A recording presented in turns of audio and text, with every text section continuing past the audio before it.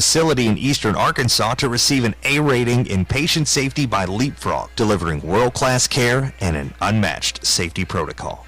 You have a choice in your healthcare provider.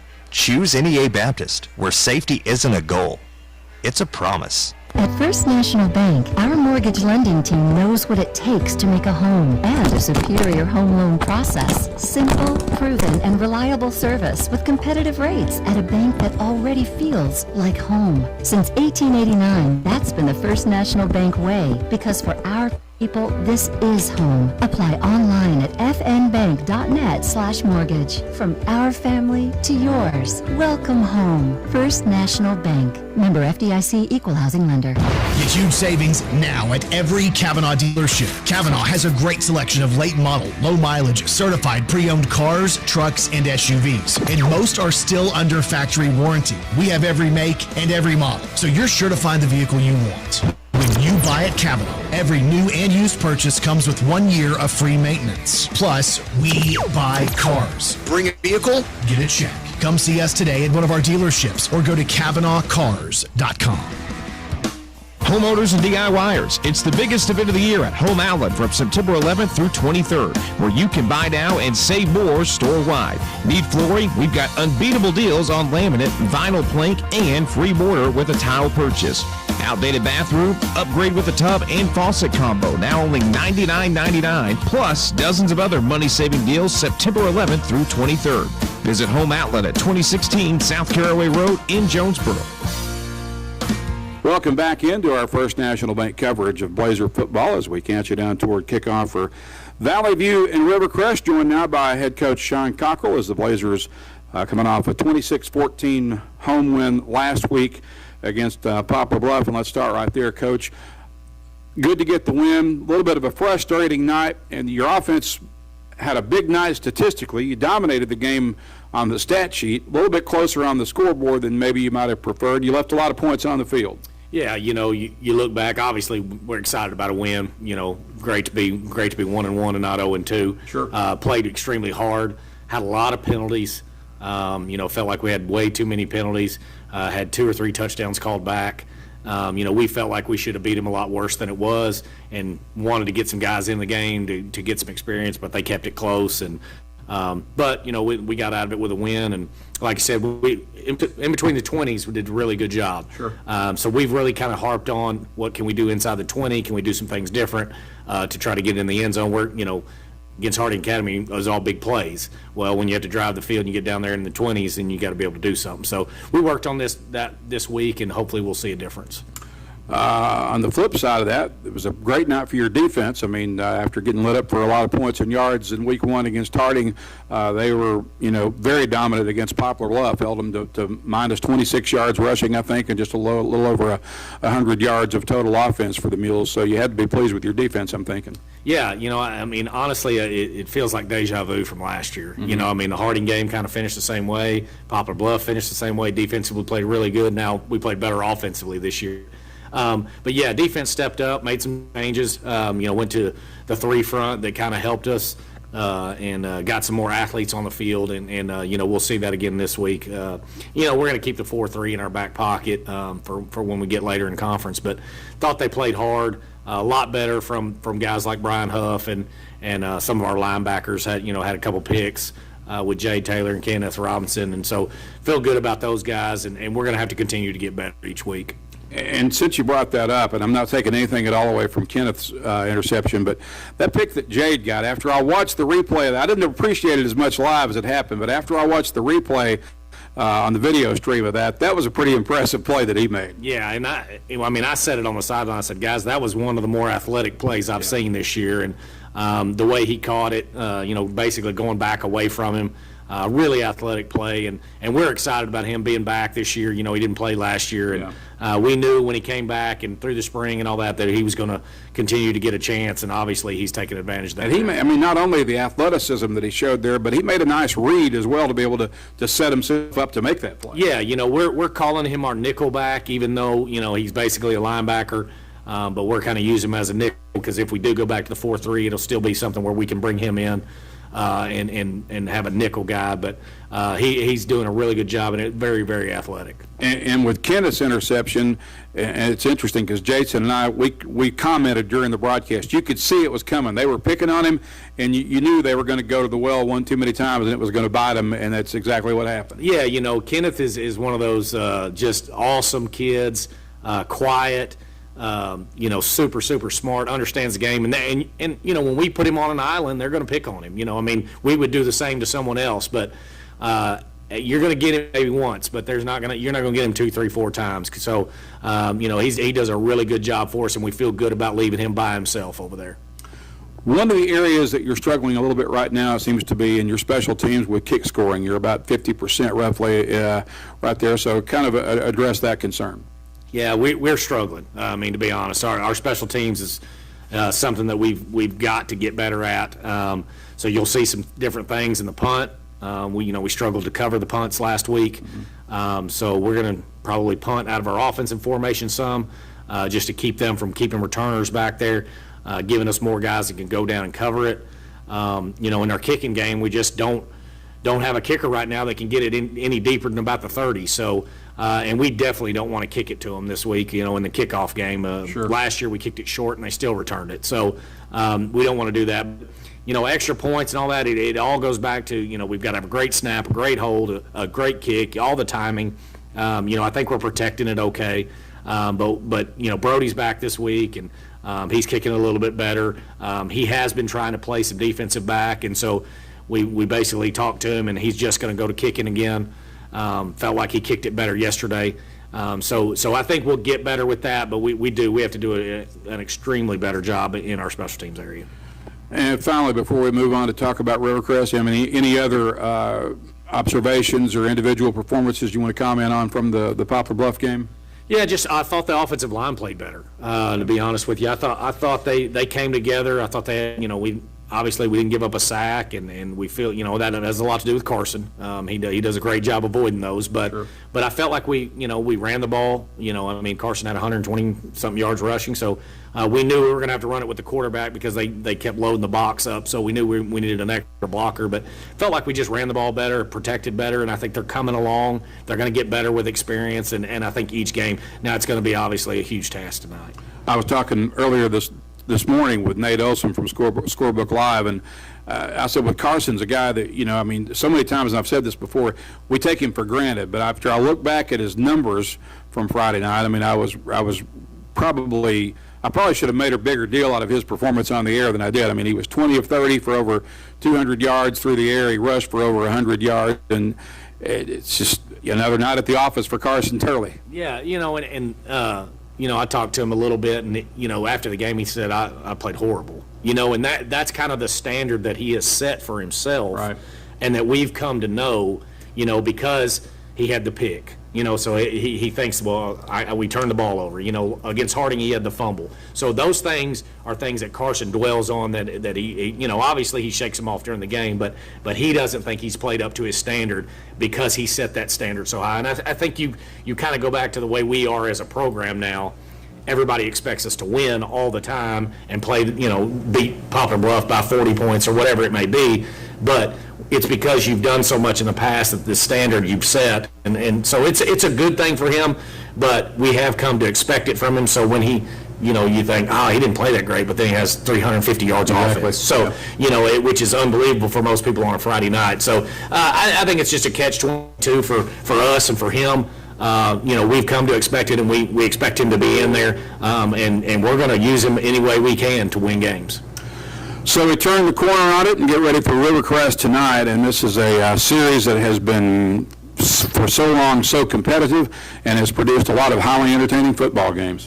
Yeah, we started going back and watching just to see how they've played us in the past. I remember the 7-3 game, the year we were undefeated. We were down 3-0 with 2-3 minutes left, get a fumble and go down and score. Just really, really exciting games. I kind of look back, I think early on we blew them out one year, and then, a few years ago they blew us out. But other than that, it's a one-score game all the way, most of the time. And then last year, we get up 24-6 and think, we've got this, and then all of a sudden we end up winning. Here comes the storm. Yes, and that's the thing. they're a lot like Harding Academy in that aspect. They know how to win. They've always won. They've gone to the playoffs every year. They go deep in the playoffs. So getting down to them is no big deal. So we've got to continue to try to put the gas on offense. If we can go score, we got to go score. We know they're going to score points. They're too explosive not to. But it's going to be an exciting game. Yeah, on the surface, coming into this one, this looks like probably a close, high-scoring shootout. Yeah, I would say so. I mean, if you're looking at it on paper and what we've done, what they've done, they scored 28 in the first half last week and didn't score again. So, their running back got kicked out of the game, which now he's back. They got that overturned. Obviously, whatever happened, they didn't see it the right way and got that overturned. So they're going to have all their weapons ready to go. And so I think that, you bring all those guys back, and he'll be fresh. Obviously, he only played one quarter and had 120 yards rushing. So I think the game's different if they have all their dudes and they play the entire game. And you mentioned all their weapons, and boy, they have an arsenal full of them. I guess for me, from my perspective anyway, with Rivercrest, it starts with Michael Rayner. He is just such a versatile weapon. He's an amazing athlete, and he can hurt you in so many ways, and they fully utilize that because they move him around. I mean, 3 straight snaps, and he may be in 3 straight different positions. Yeah, we all week we used Parker King as Michael Rayner, and he did a great job for us, showing us as fast as he is and athletic, and showing us that we got to play him more on offense. To be honest with you, the things he did in practice this week, but he's going to play receiver, he's going to kick return for him, he's going to punt return for him, he plays safety on defense. He never comes out of the game. He's a Travis Hunter-esque type guy. But we're going to know where he's at all times, and we're going to try to kind of corral him a little bit. And, of course, you mentioned Kobe Turner. He's a returning All-State running back. They've also got a very capable quarterback in Cavante Washington. Yeah, he was a sophomore last year, made some mistakes. He's a junior now, making less mistakes. Big body kid, Kobe Turner, one of the best running backs we'll see all year, if not the best. Very physical, very explosive, very hard to bring down. So we're going to see a lot of him. Marcus Slayton, I believe, is number 3. 250-pound running back who runs like a Mustang when he gets in the open field. And a linebacker that's very, very tough to handle for us on offensive line and for our H-backs and running backs to block. So, man, they just, they do everything right. They're well coached and just a physical football team. As we mentioned, this will probably be a close game, got the potential to be a high-scoring game. So does this come down to, I know it's an old cliche, but does this come down to the winner's probably the team that makes the fewest mistakes or maybe commits the least amount of turnovers? I think so, 100%. I think that we can't kick it to them. We can't punt it to them. We can't give them any more opportunities. If we get, them to punt it to us, we've got to take care of it.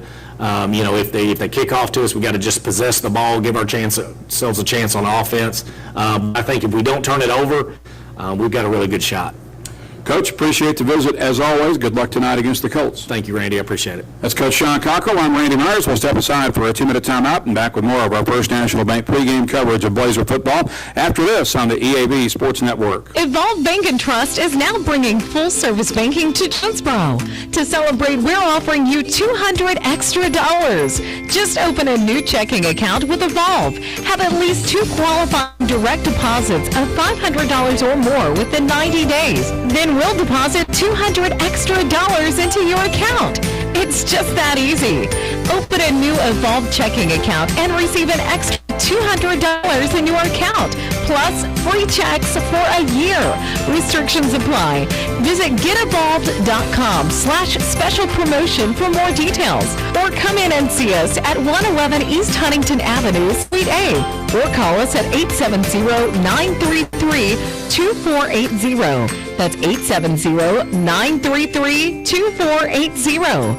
Evolve Bank and Trust. Equal housing lender. Member FDIC. The team at Jonesboro Orthopedics and Sports Medicine has been taking care of our local athletes for over 40 years. And now they have 2 locations with JOSM on Main and the all-new JOSM on Matthews. Inside St. Bernard's Health and Wellness Center with non-operative providers Dr. J.T. Fisher and the newest addition to the staff, Dr. Morgan Benefield. Call 932-1820. Find them on Facebook and at JonesboroOrtho.com. Jonesboro Orthopedics and Sports Medicine, excelling in our field so you can excel on yours. Greenway proudly supports the DIYer in you. Whether you're a mover, a a shaker, a groundbreaker, a risk taker, a challenge embracer, or a landscape visionary. Whatever the task, we've got a John Deere tractor that can help move your project forward. You've got work to do, so let's get started. Reserve yours today in store or at GoGreenway.com. And we welcome you back to Central Dealership Stadium at Valley View. Randy Myers with you in the NEA Baptist broadcast position as we count you down toward kickoff for tonight's final non-conference tune-up of the season for the Blazers against the vaunted Colts from Rivercrest. Last week we saw the Blazers rally from a brief one-point deficit late in the second quarter. Senior quarterback Carson Turley hooked up with Anthony Feliz for a 2-yard touchdown pass to put the View back on top. The Blazers led it 20-14 at halftime and then scored the game's only second-half touchdown in the third quarter when Turley and T.J. Starks hooked up for a 27-yard scoring strike that set the final margin at 26-14. The Blazer defense was dominant against the Mules, holding Poplar Bluff to just over 100 yards of total offense on the evening. Valley View's offense moved the ball all night, but was not very efficient in the red zone. Several times Valley View had the ball inside their opponent's 20-yard line, but came away empty-handed. Two of those possessions had scores wiped off the board due to penalties. Two possessions ended with turnovers, including an interception in the end zone, and twice they turned it over on downs inside the red zones. Pre-game coverage of Blazer football on the EAB Sports Network is courtesy of First National Bank, where they put you first always. We'll step aside for a 2-minute timeout and back to check your starters for tonight's game after this on KBTM. Pico Food says good luck to all the players, coaches, cheerleaders, and marching bands taking the field tonight. Under the lights, it's not about who's in your path, it's about who's in your huddle. And Pico Foods is a proud teammate and supporter of local communities and the state's agricultural producers. Learn more about how Pico Foods buys direct to support local producers. In Arkansas and Missouri, call David Durham or James Chester, 870-202-7101.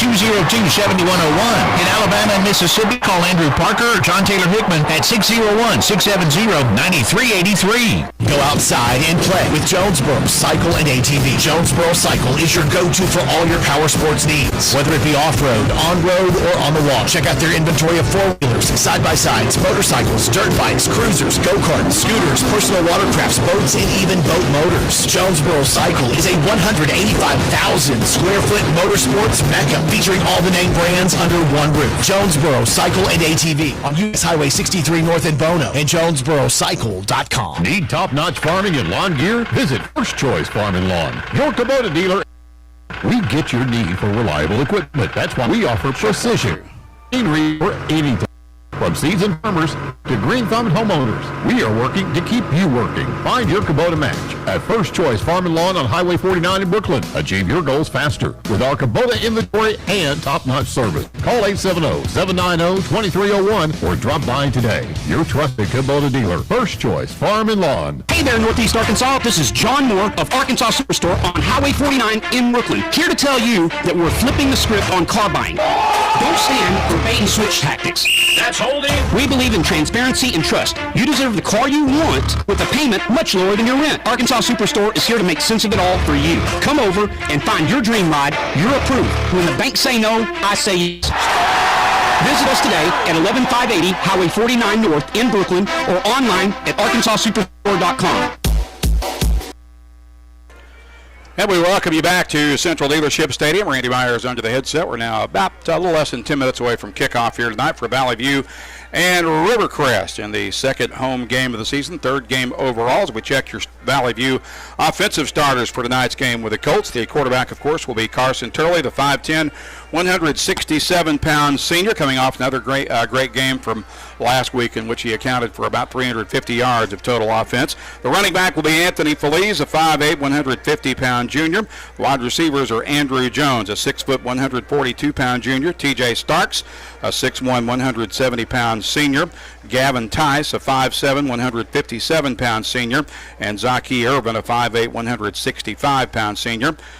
The tackles will be Daniel Cole, a 6'6", 302-pound junior, and Caleb Lands, a 6'1", 289-pound senior. The guards are Houston Walker, a 6', 214-pound senior, and Micah Bingham, a 5'10", 241-pound senior, and the center will be Judd Miles, a 5'11", 192-pound sophomore.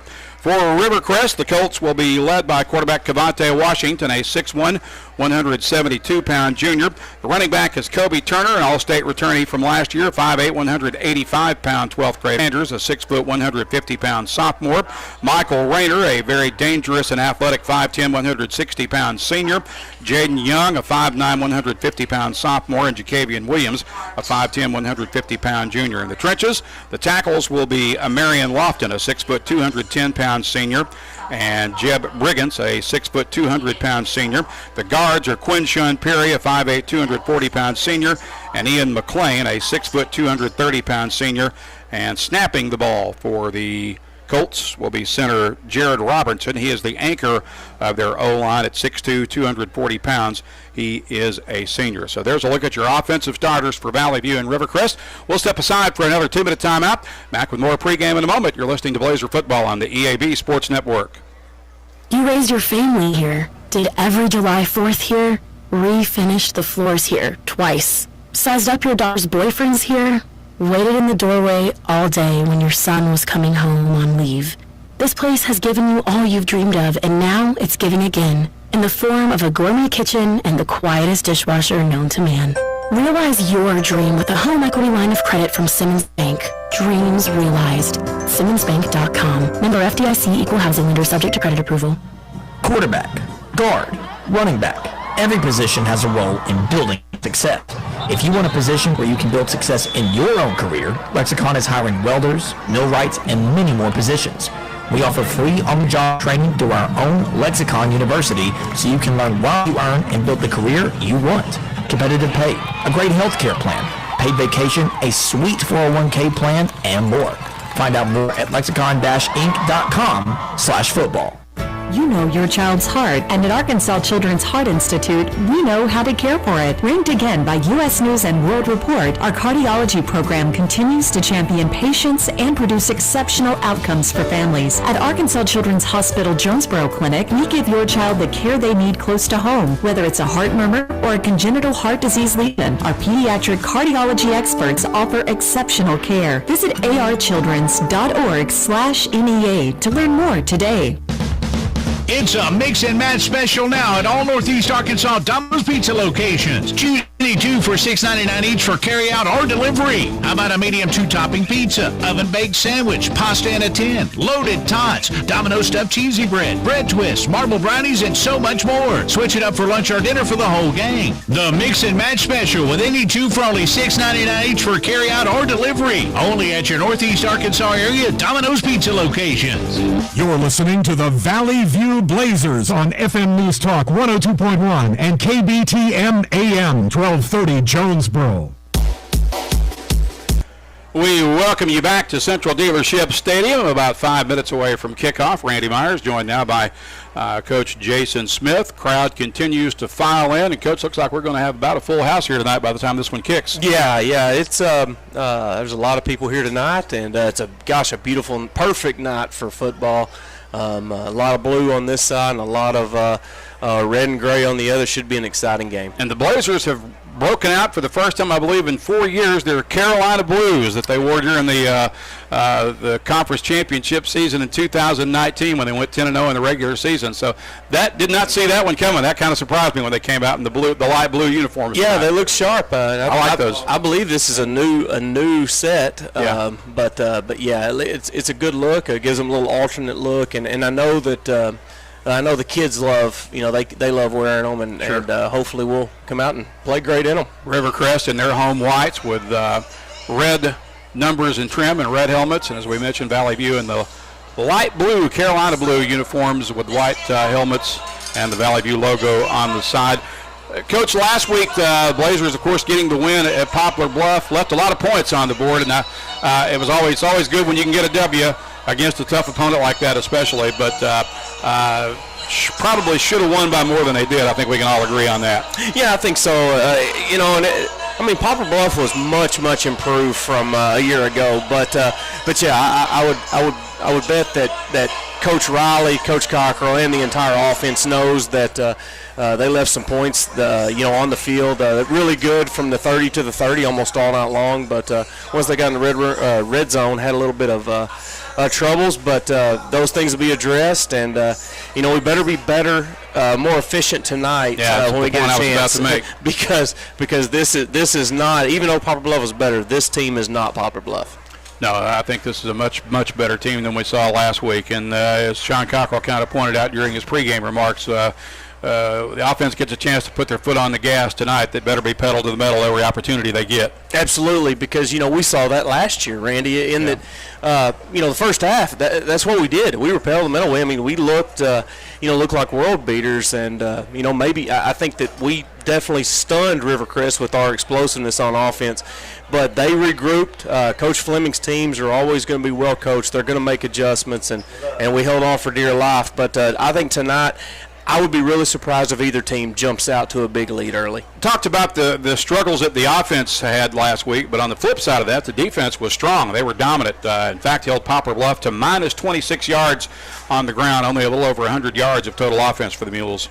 Yeah, and that's something that wasn't necessarily a surprise to see. We kind of saw that last year, but yeah, I think that defense is going to get better and better. On the defensive side of the ball, they're replacing some really, really good football players, and so new guys finding new identities. But I was really impressed. I thought that the linebackers played well, and then the secondary, although young and maybe a couple guys inexperienced, I thought that they did a really good job. We also didn't mention it, but they also got 2 turnovers, a couple of interceptions, one from Kenneth Robinson, one from Jay Taylor, both of them impressive. That Jay Taylor interception, Coach, and I told Sean Cockrell this a while ago, I didn't fully appreciate that as much as it happened live until I saw the streaming video replay of it.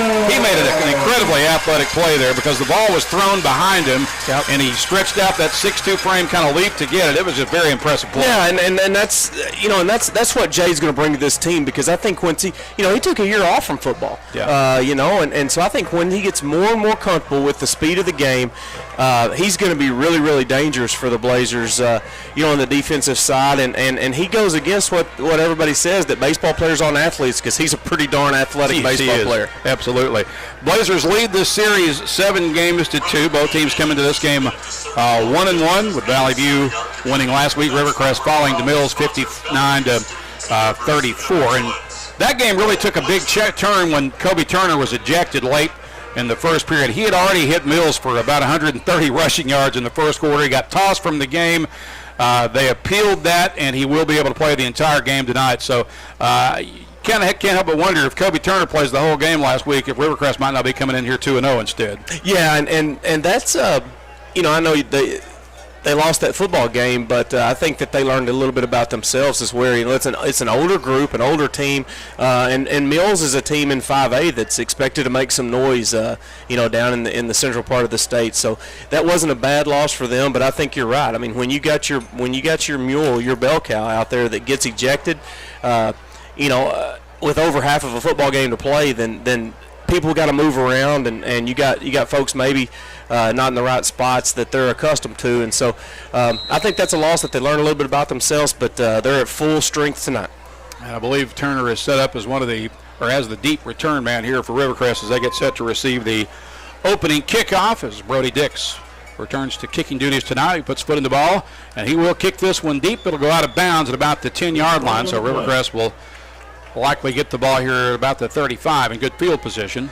Yeah, but you know what? I'm a little surprised to see Valley View kick it to him. Yeah, well, and see that, and that's actually, I believe that's Rayner out there, and you start looking at his return yardage. Either one of those guys, really. I don't mind him kicking it out of bounds towards the elementary school all night long tonight, to be honest with you. I don't either.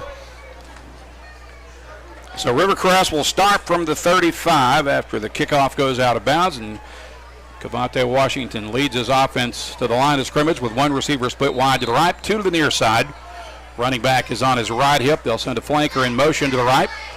And it's a pass play. Screen pass complete out in the flats over the right side. Got some blocking over the far sideline for the first down as they run it up to about the 48 or the 49-yard line, depending on where he stepped out of bounds. Looks like they'll spot him out about the 46. Yeah, that was Buda Harris, but, it was a little pitch and catch there. But that outside receiver really did a good job. He almost cleared 2 Blazers out for that first down. So the line of scrimmage will be the 46. It's a first down for Rivercrest from there. Ball is on the right hash as they move from right to left. Direct snap to Rayner, and Rayner, actually that's Turner takes the direct snap and returns it up to about midfield, maybe about the Blazer 49-yard line. Yeah, and that's what this Rivercrest Colt team is going to do is, they have their athletes, they have their quarterback, but these guys are so smart. Their football IQ is so much that they're going to all move around. I bet they all know every single position, skill position on that offense. Got some movement up front and a flag down. See who jumped first here. It's a 2nd and 5 situation for Rivercrest.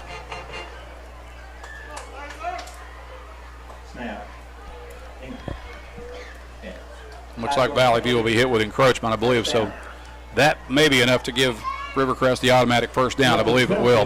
These two teams both were bit by the penalty bug pretty hard last week. Rivercrest and Mills combined for 44 penalties for over 400 yards in that game last week.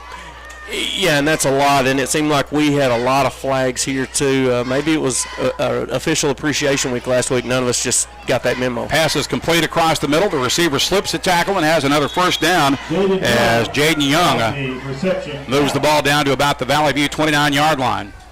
Lots of weapons on this Rivercrest Colt team, and they're putting the pedal to the metal themselves. No huddle, and they're looking for more early. 3 receivers to the right. 1 to the near side. Washington in the gun. Hands it off to the running back. That is Turner, and Turner gets blocking downfield and appears to have another Rivercrest first down. Yeah, and we were right there. Nick Gamble he had plugged that hole. He got hit, and this is a football team that you're not going to be able to arm tackle. We had a couple hands on Turner, but that's not going to bring him down. First down from the 20. They'll bring a man in motion to the near side, flip it to him on the jet sweep, but he's going to be caught, gets away, and now reverses direction to the other side. He hits the sideline, and he'll go. That is a Rivercrest touchdown. And that was Michael Rayner, the always dangerous Michael Rayner, who takes it in from 20 yards out. Yeah, and golly, that's so unfortunate because they ran a little jet sweep, pitched it to Rayner. He's coming left. Everybody does their job, but he is so talented that he just put his foot in the ground, changed directions, and no one was on that backside of where he started from. So Rayner with a 20-yard run, looking for Rivercrest to go for 2 here because their kicker Marcus Slayton is not dressed out tonight, and I was told they'll probably go for 2 most of the time. Slayton apparently is still nursing a foot injury. Well, now I think there's some confusion going on, and I don't know if this is a trick play or what. You always got to stay ready. There appears to be confusion. That's a great way to put it. Yeah. So they're going to line up for a kick. But again, you got to stay alert. Stay alert if you're wearing blue. Cavante Washington's lined up to kick, and now they'll take a timeout. So Rivercrest apparently did have some issues there, and now they're going to burn a timeout. Their first of the game coming with 10:31 to play in the first period. Colts lead at 6-0. We'll return in 30 seconds on the EAB Sports Network. Won't believe it. We sold our house and we made a fortune. No way. How'd you find out it was worth that much? We used this awesome website, homevalue.com. It was a game changer. It's brought to you by Dustin White Realty. They know their stuff. Plus, arhomevalue.com is quick and easy to use. Don't miss out on getting top dollar for your home. Go to arhomevalue.com today. Brought to you by Dustin White Realty. Top dollar for your home sale is just a click away. arhomevalue.com.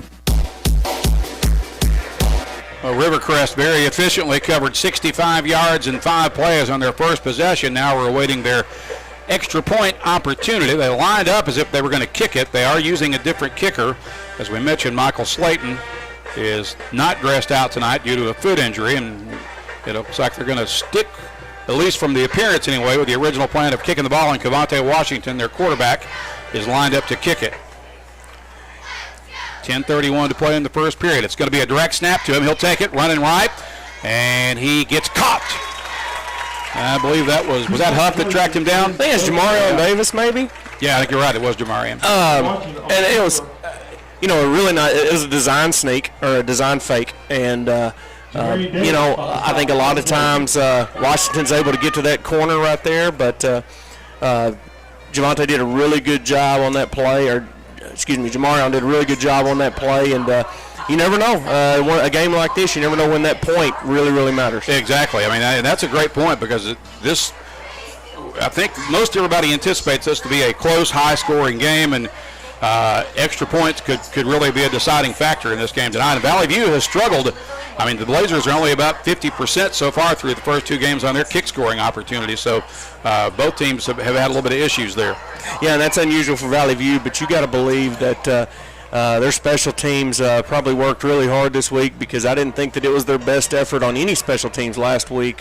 But I did notice Dix is back kicked off, and so maybe they're settling in and figuring some things out on the special teams. Leland Newsom to kick it off for Rivercrest from the 40 as he angles it toward the sideline. That's going to go out of bounds, and now Valley View will likely get it at the 35 with 10:31 remaining here in the opening period. Colts lead it 6-0 as they marched 65 yards and 5 plays on their first possession. Very efficiently moving down the field like a well-oiled machine. Yeah, and I'm looking out there right now. Rivercrest carrying 44 players on their football team, which is about what they normally have. But it looks like at first glance that maybe there's only 1 or 2 guys that are playing both ways, which a lot of times traditionally when we've played them, maybe you wear them down a little bit, but that doesn't look to be the case tonight. Valley View is going to get the ball on the 40 instead of the 35. I'm unsure why that is. Do you know? I do not. Yeah. But we'll take it. 3 receivers to the right, 1 to the left. Turley in the gun. Feliz on his right hip. Turley darts across the left side and gets caught from behind after a pickup of about 3. Carson Turley on the keeper. Yeah, on that play right there, I felt like a design run, and I felt like that we had a nice hole there, but it closed quickly. Sure did. There's not a lot of dancing around that can be done tonight. You got to go north and south against this Rivercrest team. Second at about 7.5 here for Valley View. Again, trips to the right, 1 single receiver goes lonesome left. And the Colts crowd the line of scrimmage and move across into the neutral zone. This should give Valley View a free 5 yards, I believe, with the encroachment penalty against the Colt defense. Yeah, so far, these two T2 teams are mirroring each other on offense. Exactly the same play for both teams. 2nd and 2 for Valley View now from the 48-yard line. 9:55 to play opening frame. Trips to the right, 1 single receiver to the left. Turley in the gun, gives it to Feliz. Feliz running left, has the first down, breaking tackles, crosses the 45 and gets it down to the 44-yard line. Yeah, and I tell you what, that was a really, really nice run and a good job by that left side of the offensive line, because there was a run blitz or a blitz coming through right there, and they picked it up, and Feliz had a nice, strong run. No huddle, trips to the right, 1 single receiver to left. Turley to throw, sets up, looking down the far sideline. That ball is caught. And it's Jones, I believe, and he scored. Hopefully, they're going to say he stepped out of bounds at about the 7-yard line. Was that Jones? It was Andrew Jones. Really, really nice play. We saw a couple of those last week, and Andrew's just getting better and better every single week, it seems. Doesn't walking up and down the hallway, you don't think he may be the greatest athlete, but boy, he is a lot more athletic than what he looks. That was a heck of a play. 1st and goal from the 6, ball on the left hash. 2 receivers to the right, 2 to the left. Actually, 1 to the left. Pass is that's a running play that gets snuffed out. Yeah, boy, they met a wall. Quishon Perry comes in there, senior defensive tackle for the Colts, and that was snuffed up from the very start. 2nd down goal. No game, and the Blazers are probably fortunate that they got a decent spot there on no game. 2 receivers to the right. Turley again out of the gun, 1 receiver to the left. Ball on the left hash. Turley keeps it, rolling right, looking to throw, fires into the end zone. Got a receiver in the back of the end zone for the score, and that is Zaki Urban. Really, really nice design play there by the Blazer offense. Really impressed with the way that they came out and marched up and down the floor, but I think this is going to be a shootout tonight. Nice pitch and catch there. Zaki's getting better and better himself. I think that he's going to have a big year this year. There were moments last year when he really helped, but really nice catch there. Brody Dix for the extra point kick out of the hold of Caden Trevathan. Here's the snap, kick in the air, and it's good. Right down the middle. So with 8:47 to play, Valley View takes the lead here in the first period. It's 7-6, back in 30 seconds on the EAB Sports Network. What started with our grandfather and continues in its fourth generation today, Glen Sane's history of quality sales, service, and strong personal relationships that have kept our customers and their families coming back for over 69 years. From my grandpa to my dad to us, service after the sale is a big deal. Whether you're looking to buy a GMC, Chevrolet, Buick, or Ford, we look forward to serving you and your family for years to come. Both teams have had the ball once. Both teams have scored. The shootout is underway. It's 7-6. Valley View with a 1-point lead after going 60 yards in 5 plays on their first possession. Capped off by Turley's 6-yard pass to Zaki Irvin. Brody Dix hit the extra point kick to account for the 1-point difference in the score as Valley View gets set to kick it away once again. Rayner back to return deep for Rivercrest. And this ball will go out of bounds once again. It looks like that's probably going to be the strategy here all night, is just kick it out of bounds. Yeah, no, and I keep Rayner's hands off the ball as much as possible. Absolutely, until it's just you're just forced to. I think that's a good game plan. Let's just see if the chain gang over there can catch them a football tonight, because they're going to kick it right at them. So Rivercrest once again will start from the 35, 65 yards away. They were very efficient in their first drive, as was Valley View. And it's a 1-point game, 7-6. 8:47 to play in the opening frame. Colts send trips to the near side. Two receivers now go wide right. Washington in the empty backfield. He's going to keep it running right. Gets the sideline and stops just shy of the marker.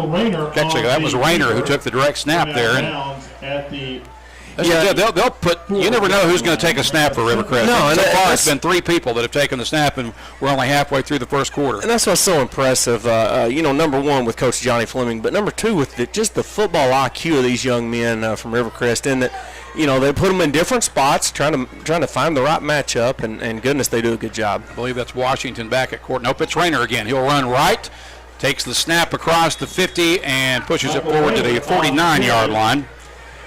Yeah, and I think that's going to be a key to this football game. I really believe on defense it's going to be Valley View's run defense versus Rivercrest's pass defense, and whoever plays better in that regard, I think, is going to go a long way of winning this football game. First down for the Colts from the Blazer 49. 3 receivers to the left, 2 to the right. Rayner again takes the direct snap, runs right, and this time he'll go down for a loss in the backfield as the Blazers bottle him up at the line of scrimmage and force him backward, and he gets caught in the backfield. Really, really nice job there by the Valley View defense. Noah Wendell that time. I honestly believe that their offensive lineman is the one who kind of got in his way. He may have slithered out, but big stop by Wendell and the defense. Lost back to the 48 at 2nd and 13 for the Colts. Trips to the near side. Rayner again takes the snap. This time he's going to unload. Got a receiver wide open. Downfield catch is made. He's immediately tackled, but it'll be a first down to Buddha Harris deep inside Valley View territory near the 10-yard line. Yeah, and dadgummit, that's Harris's second reception so far, but we were so close, to making a quarterback sack there, but give him credit. I mean, he ran a nice route and was wide open. Colts will have it at the 12 on the right hash. First down from there with 7:24 to play in the first period. Trips to the left, 2 receivers to the right. Rayner again, the quarterback, takes the snap, rolls right, and gets bottled up near the line of scrimmage. Getting tackled at about the 9-yard line, it would appear. We'll see where they spot the ball. This will be the 6th play of the drive coming up. It's just going to it's going to be explosive, and this would be a great spot right here. That Valley View defense forced 2 turnovers last week. It'd be a nice time for them to force one right here against Rivercrest. This will be a 2nd and 7.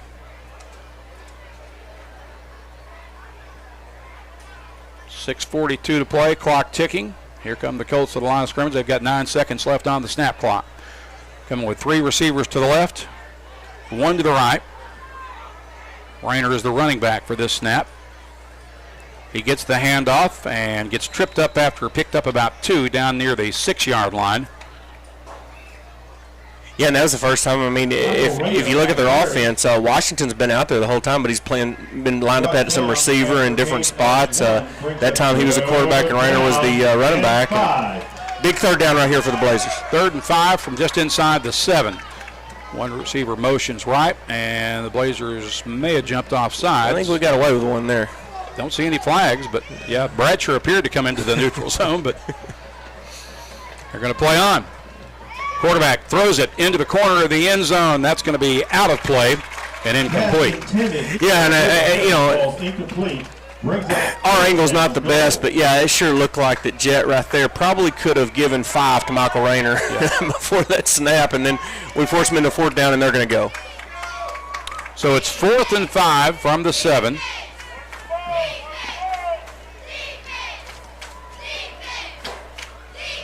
.546 to play in the first period. Valley View leading 7-6. Rivercrest knocking on the door again. Now they got Washington out here as a slot. 3 receivers on the left, 1 to the right.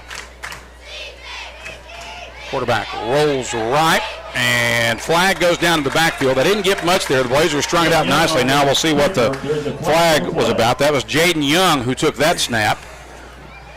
It would appear that that'd be a hold, but unless we got a hold of a face mask, I don't. But yeah, number 6, Jaden Young was the one who took that snap with Rayner back there with him. He's the 3rd or 4th guy that's taking a snap now? He is the 4th one, the 4th young man to take a snap for the Colts. And we're still in the first quarter. That's right. There it is. Holding against the Colts. That penalty decline. So Valley View will take the play and get the ball back as they get the turnover on downs. They'll have to start at their own 7, but they do get a stop and get the ball back. Yeah, and I thought that the run defense was a little bit better that drive. Rivercrest still ran the football well, but we offered some resistance, got them into a couple 3rd downs. I just think that was a huge turnover right there, especially if we can get some chunk plays and try to capitalize. So Turley leads the offense back onto the field. Blazers starting in the shadow of their own end zone here at the 7-yard line. 5:39 to play first period. Blazers are up 7-6. Turley out of the gun, running back on his right hip. And Turley pitches it out to Feliz. Feliz puts his head and shoulders down and pushes the ball out to about the 13-yard line. That's a good play on first down there, and it appeared that Feliz, so far tonight, it appears that he's got a little burst of energy, and I think he's going to have a good football game. 3 receivers to the left. I believe that is Urban split wide to the near side.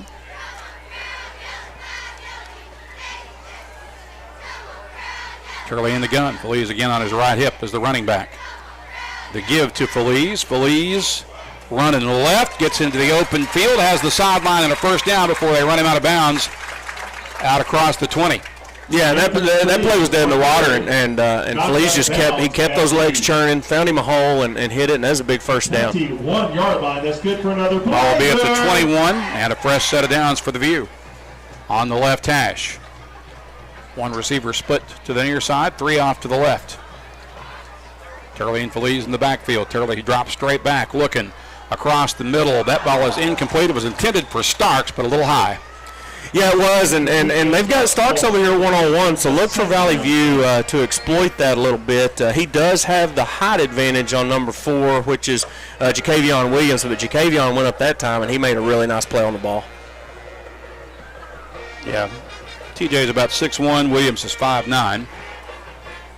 So it's 2nd and 10 from the 21 for Valley View. Trips to the right, 1 single receiver goes lonesome left. I think that's Jones over there. And the give is to Feliz once again. He'll power his way across the 25 to the 26. It'll be 3rd down. Yeah, and I think he fumbled that ball right there at the towards the end of that play. Fortunately for the Blazers, they recovered it. But again, I think Coach Riley's done a really nice job so far. Whichever side they're bringing that run blitz from is the side you're running at, and as long as you can pass that guy quickly, then there's going to be some room there. 3rd and 6 from the 25. Trips to the right for Valley View. 1 single receiver to the left. And I believe it's Guthrie as a running back for this play. He's on Turley's right hip. Turley rolling near side on play action. Fires looking for Starks. Catch is made, and I believe he may have enough to move the chains there. Yeah, a really nice route there by T.J. Starks. Carson threw a strike right there where only T.J. could make the play, and it was good for that first down by about 2 inches. So it's a first down for Valley View. Ball will be spotted at the Blazer 33 with 3:40 to play in the first period. Valley View leads 7-6. 2 receivers in single file to the left. They'll bring one man in motion to the near side. Turley fakes the jet sweep, keeps it, and crosses the 35 out to about the 36-yard line. Yeah, it's going to be tough slitting up the middle there, but I'll tell you what, watching that offensive line, that young, inexperienced offensive line, they're doing a really good job of putting a hat on a hat and gaining some leverage there. 2nd and 8 from the 36. 3 receivers left, 1 to the right. Turley back to throw. Here comes pressure. He sidesteps, fires downfield, looking for Starks. That's over his head and incomplete. Yeah, and that probably could have been a flag. I think he was impeded a little bit, but Carson, I think that it's probably designed to get to TJ there, but he threw that one into double coverage. So it's 3rd and 8 for Valley View. Ball at the Blazer 36-yard line. 2:59 to play in the opening frame. Valley View leads it by a point. It's 7-6.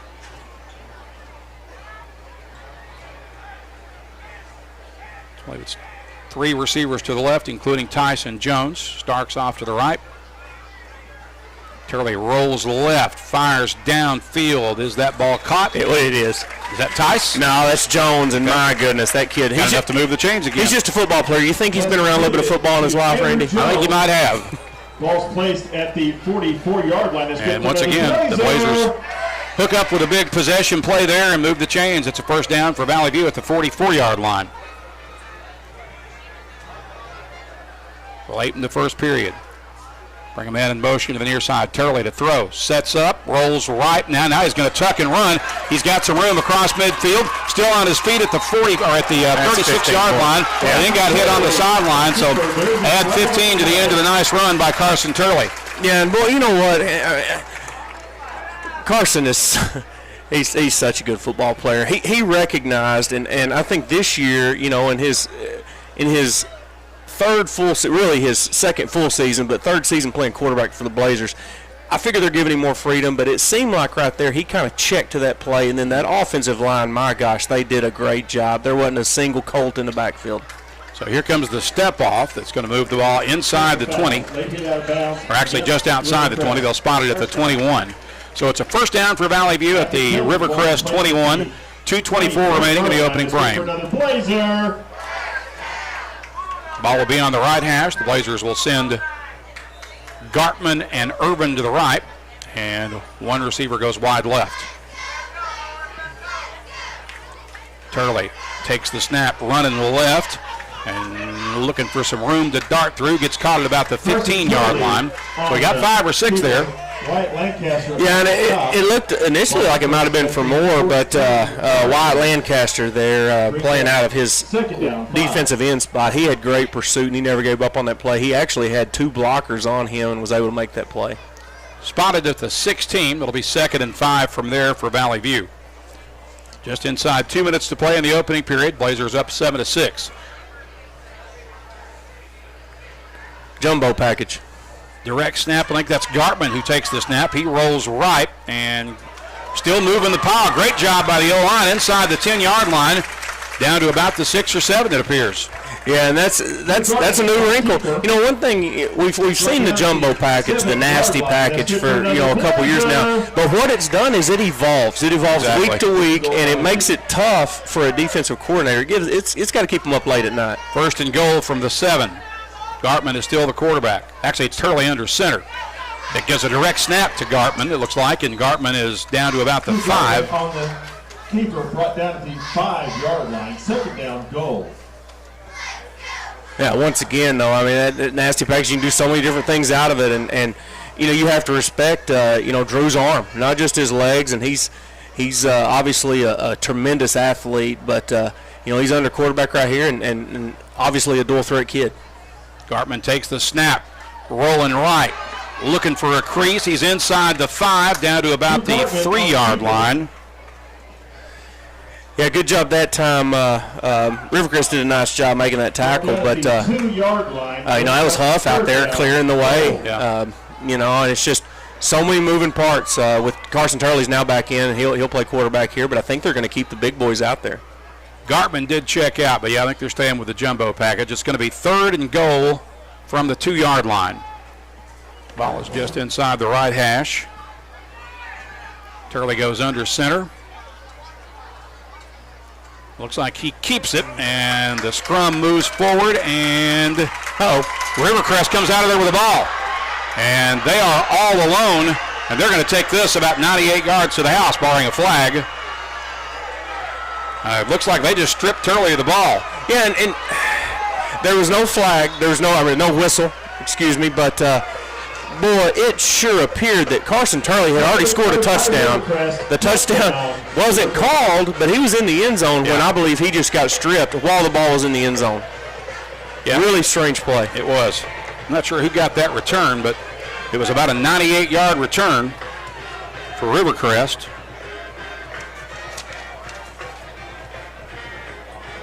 And it comes with no time left on the clock. It was the last play of the first period.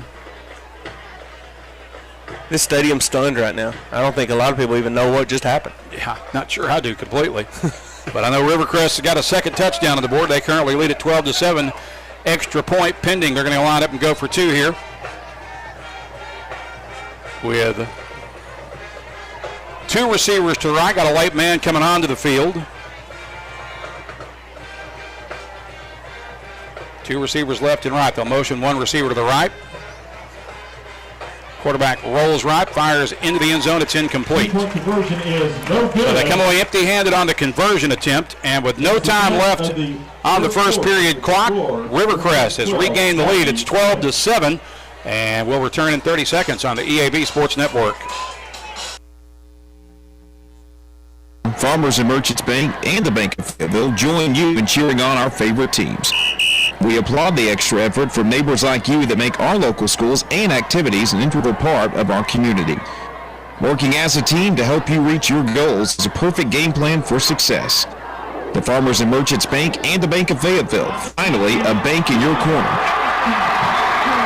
NeedBanking.com, member FDIC.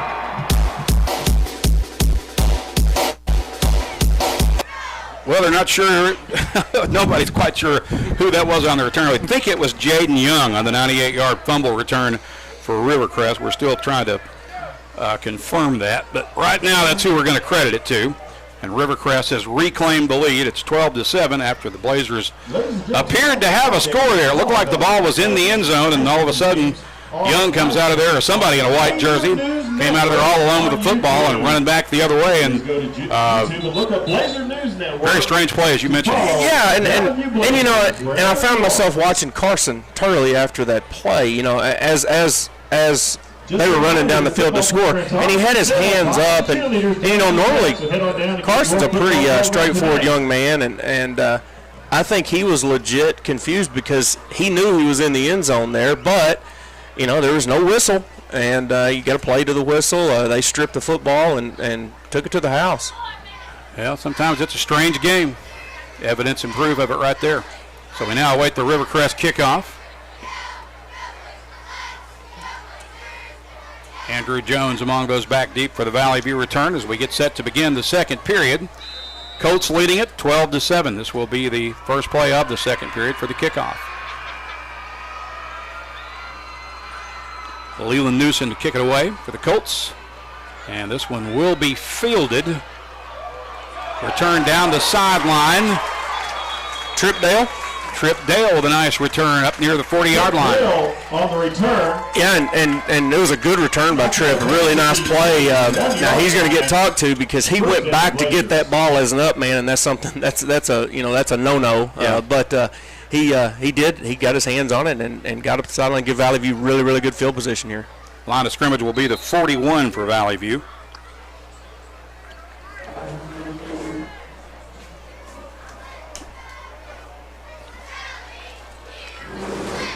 As Carson Turley leads the offense onto the field.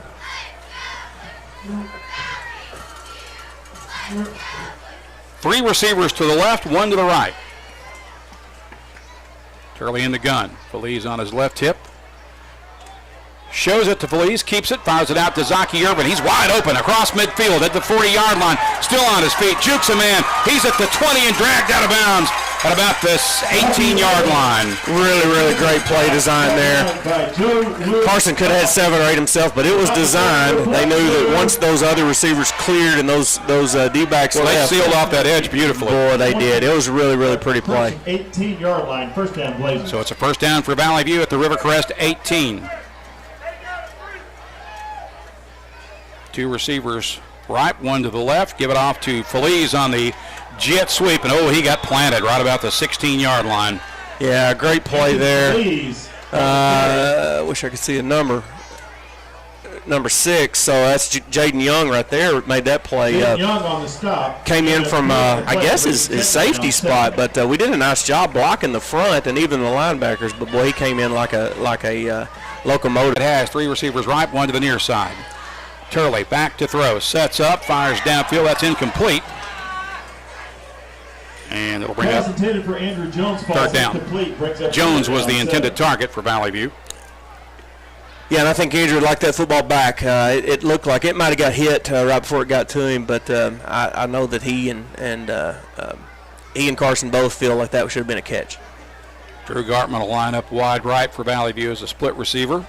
11:04 to play in the half. Rivercrest leads 12-7. 2 receivers to the left, 1 to the right. That's Gartman on the far side. And this is Feliz, I believe, on the carry. Feliz with a burst of energy down to the 5-yard line before he's gang tackled and stopped right there. Anthony Feliz on the carry. I tell you, we're seeing a little bit of vinegar in Anthony Feliz tonight. And he is running hard. And really nice play there to get a first and goal. First down at the 5 for Valley View. 10:45 to play in the second period. Blazers trail 12-7. 2 receivers right, 1 to the near side. Turley keeps it, crosses the 5, gets about a yard, stopped at the 4. Turley on the keeper, brought down by good defense by the Colts right there. 71 was not fooled on the RPO. Stayed home and just met Carson right there at the line of scrimmage, really. Second and goal from the 4. Ball on the left hash. Blazers moving toward the north end zone here at Central Dealership Stadium. Looks like we're going nasty with Drew Gartman at quarterback again.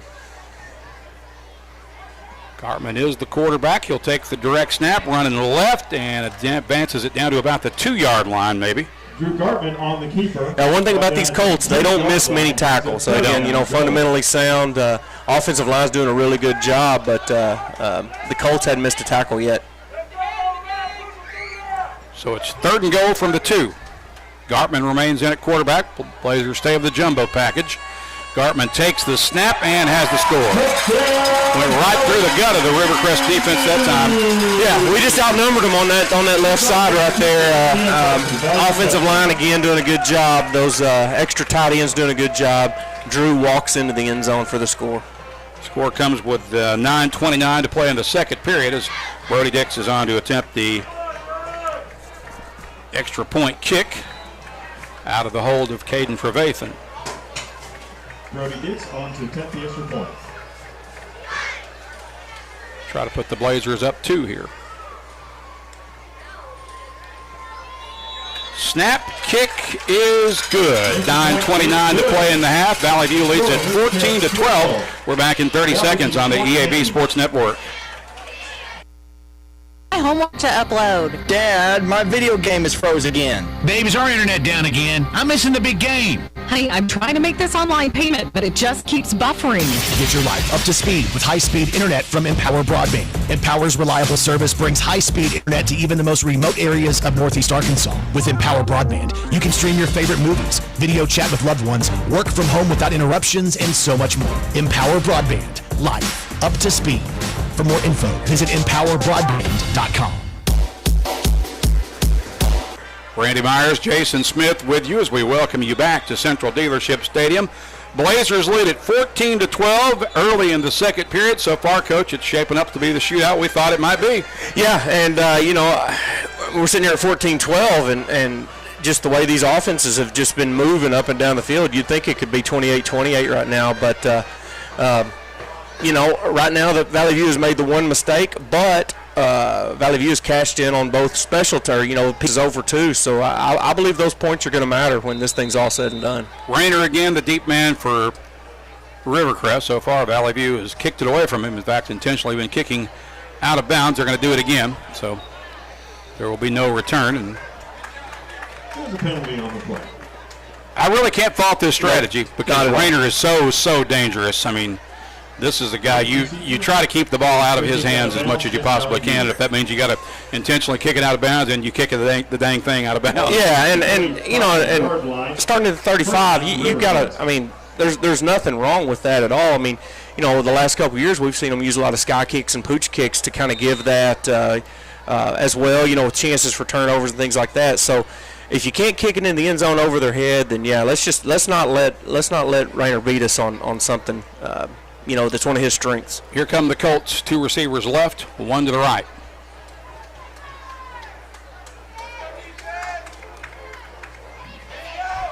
So it's going to be a running play to the near side. Blazers bottle that up nicely, and it's only a gain of about 1 or 2 with Rayner that time on the carry. And two on the play. Caught for a gain of 2. That's a good job there by Jude Raper getting in the backfield and, kind of blowing that play up.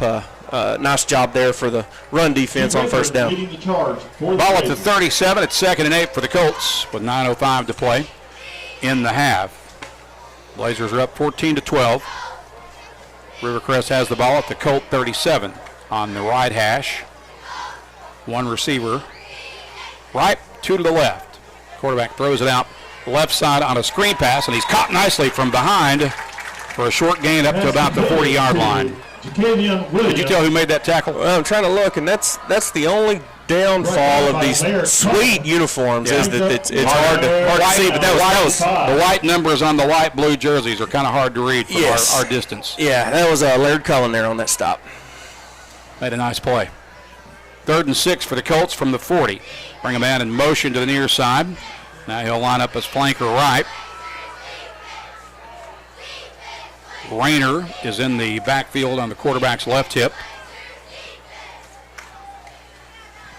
And they'll throw it out to Rayner. Rayner met at the line of scrimmage, bulldogs a Blazer defender and has the first down as he crosses the 50 to the 48. Yeah, that was, Rayner's just, he's a big kid, and I don't have his measurements in front of me, but I do know that that Kenny over there is not nearly as big, and that was a nice, well-designed play. They'll have a first down at the Blazer 48 with 8:01 to play in the half. Valley View leads 14-12. 2 receivers left, 1 to the right for the Colts. Throw it out right side. That ball is caught, and the receiver is Buda Harris. He'll pick up about 5 or 6 on the double screen. Third catch there, and what I'm seeing from Rivercrest this year is they are opening this offense up. They're very unpredictable, and what we know how good they are, but I think that they are setting themselves up for a deep run in December, maybe getting to War Memorial. Really good football team. 2nd and 3 for the Colts from the Valley View 41. 7:29 to play in the half. Rivercrest sends 1 receiver wide right, 2 to the left. Washington is back in at quarterback. Blazers come with a stunt and the blitz, throw it out left side, and the receiver is Jacavian Williams. He gets caught for a short game, but he may have enough to move the chains. Yeah, it's first down play there, and I just think that was a really nice read there by Washington. As he saw a one-on-one over there if he gets him out in the flat, and he did. Just a nice pitch and catch for the first down. Ball will be spotted at the Blazer 38-yard line. 6:54 to play until halftime. 2 receivers right, 1 to the left for Rivercrest. Washington takes the snap. He's got plenty of time. He's going to throw it deep. He's got a receiver down there, and the catch is made. And that will be a touchdown after the catch by Braxton Creasy. Well, that was Buda on the catch. Now, the pass, Jaden Young was the intended receiver. The ball was well underthrown. We're lining up in our sights. Kenneth Robinson's lining up in his sights to get an interception. And then out of nowhere comes Buda Harris, just snags it and takes it the other way for the touchdown. So Rivercrest back on the board. The score coming with 6:37 to play in the half.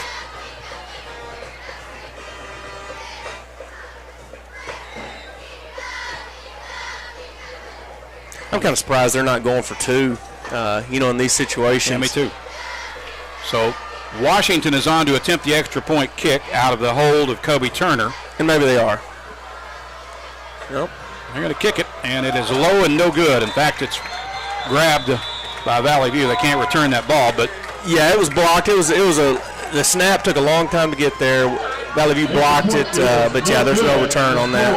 Rivercrest 18, Valley View 14.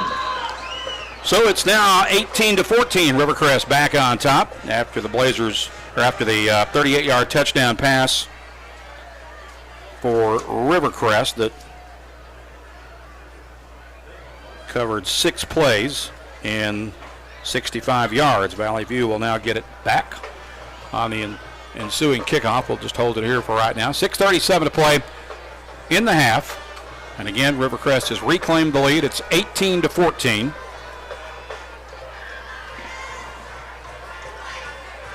Really entertaining for you and I sitting up here. Yeah, absolutely. This is always a fun game.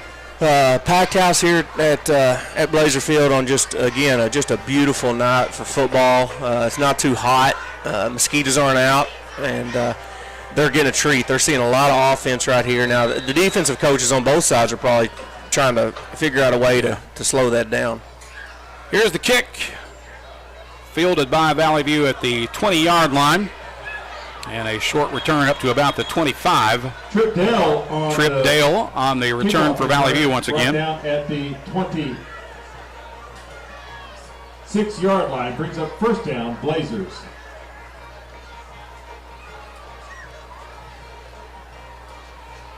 Ball will be spotted at the 26. So about a 6-yard return there for Tripp. Here comes the Blazer offense with Drew Gartman lining up wide right as a receiver. 2 wides to the left. Turley empty in the backfield.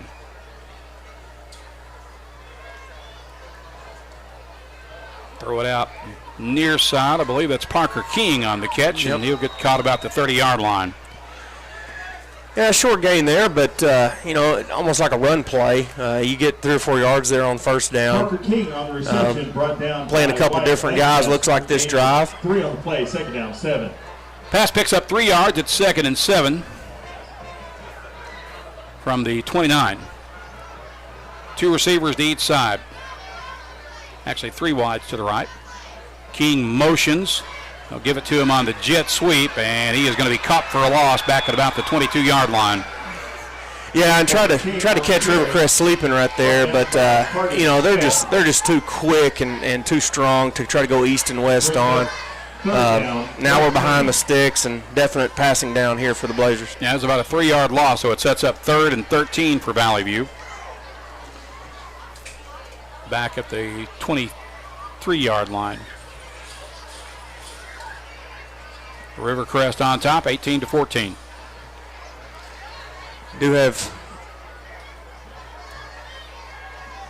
Turley back to throw, sets up, he's got time. That ball is incomplete. There's a flag on the play. Jones was the target, and the Colts may get hit with pass interference here, I believe. Yeah, and Rivercrest, they set up really well. They had 2 guys. That outside linebacker was staying home on Andrew as well, but he went up. A little bit reminiscent of Blazer alum Jackson Harmon there, kind of getting him isolated, and Carson threw it up and pass interference, defense. Going to get 15 yards. PI is the call. Moves the ball forward to the 38-yard line, and it's a first down from there for Valley View with 5:11 to work with here in the first half. Rivercrest leading 18-14. 3 wides right, 1 to the left. Feliz motions right. Turley's in trouble. Now he gets away, and now he'll tuck and run. Man, gets run out of bounds at around the 40-yard line. Yeah, that's maybe the 39. You know what we just saw right there is the evolution and maturity of Carson Turley, because you and I over the last couple of years have seen him try to, and a lot of times he's got by with it, but just try to make some magic out of that play. Well, right there, he knew it was first down, and rather than put any risk on the offense, he just decided to tuck it and gained a yard and got out of bounds. 2nd and 9 from the 39. 3 wides to the right, 1 to the near side. Turley in the gun. Going to flip it out to Feliz, and Feliz will be caught near the line of scrimmage. Yeah, Rivercrest on that short side, that near side there, they read that play well, and so we're facing a 3rd and long. And Rivercrest defense, give them some credit. They've made some adjustments, it looks like, and they've got Valley View in 3rd and long. 3rd and 9 from the 39 after no gain on the last play. Trips to the right, 1 single receiver to the near side. Colts crowding the line of scrimmage. Turley's back to throw. He's in trouble, and he's going to be sacked. He'll be dropped back near the 30-yard line. Yeah, they brought pressure from both sides there, and there was nowhere for Carson to go. Sets up a 4th down, and I think we're going to see Carson punt it for the first time tonight. Yep, and Rivercrest definitely has seized momentum at this point. Yes, they have. And again, that weird play, I think that kind of stunned. Now, we did score the next drive, but they seem like that they have made some adjustments on the defensive side of the football. Valley View show and go for it, but Turley will quick kick it, and there's nobody to return it. It will take a nice Valley View bounce and roll out of bounds inside the 30-yard line, or right at the 30. Drew Gartman's punt rolls out of bounds at the 30-yard line. 1st down, Rivercrest. And with 3:48 to play in the half, Rivercrest gets it back at the 30, leading 18-14. Ladies and gentlemen, and this defensive series right here, it feels like a big one for Valley View. I agree. I just think that we need a big play. We haven't. I think that Brian Huff has been quiet tonight. I think that Rivercrest doing a good job on him, and then also we haven't heard from Bourne yet tonight either. So maybe one of those guys in a big moment here can come up with a huge play. Here come the Colts. Blazers in the 4-man front. Washington throws it out left side. That's going to be incomplete. And pass intended for Michael Rayner falls incomplete. Washington's slow to get up right there. Yeah, he was. He took a shot there from Rapert, wasn't it? Yeah, I think so. Yeah, he took a shot. Legal hit, but, an incomplete pass. And now Rivercrest facing a second and 10. From the 30, 3:43 left until halftime. Colts lead it 18-14. Rivercrest offense has scored twice. Their defense has scored once.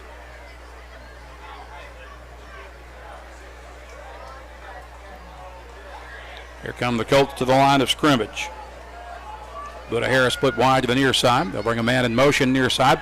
Give it off to Rayner on the flip, and he is caught in the backfield and will lose yardage. Yeah, really nice play by the Blazer defense. Jed Brasher right there just absolutely blew that play up. A little misdirection, but now Rivercrest faces that 3rd and long. That's a loss of 2, so it brings up 3rd and 12 from the 28. And we've seen Valley View be really opportunistic so far this season on these 3rd and longs. Maybe we can get us a takeaway right here.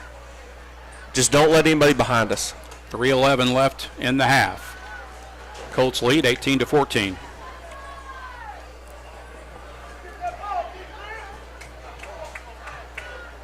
And they're going to let the play clock wind down and then take a timeout. So that'll pause the clock with 2:55 to play in the half. Rivercrest leads at 18-14. We'll be back in 30 seconds on the EAB Sports Network. High school athletics is brought to you by Gateway Tire and Service Center and Toyo Tires. Where there's always one thing you can count on, we go the distance for you. Before you hit the road for a trip across country or across town, drop by Gateway Tire and Service Center and check out the great deals on Toyo Tires. Whether it's tires or auto repair, you can always count on one thing. At Gateway Tire and Toyo Tires, we go the distance for you. At Gateway Tire in Jonesboro, we go the distance for you.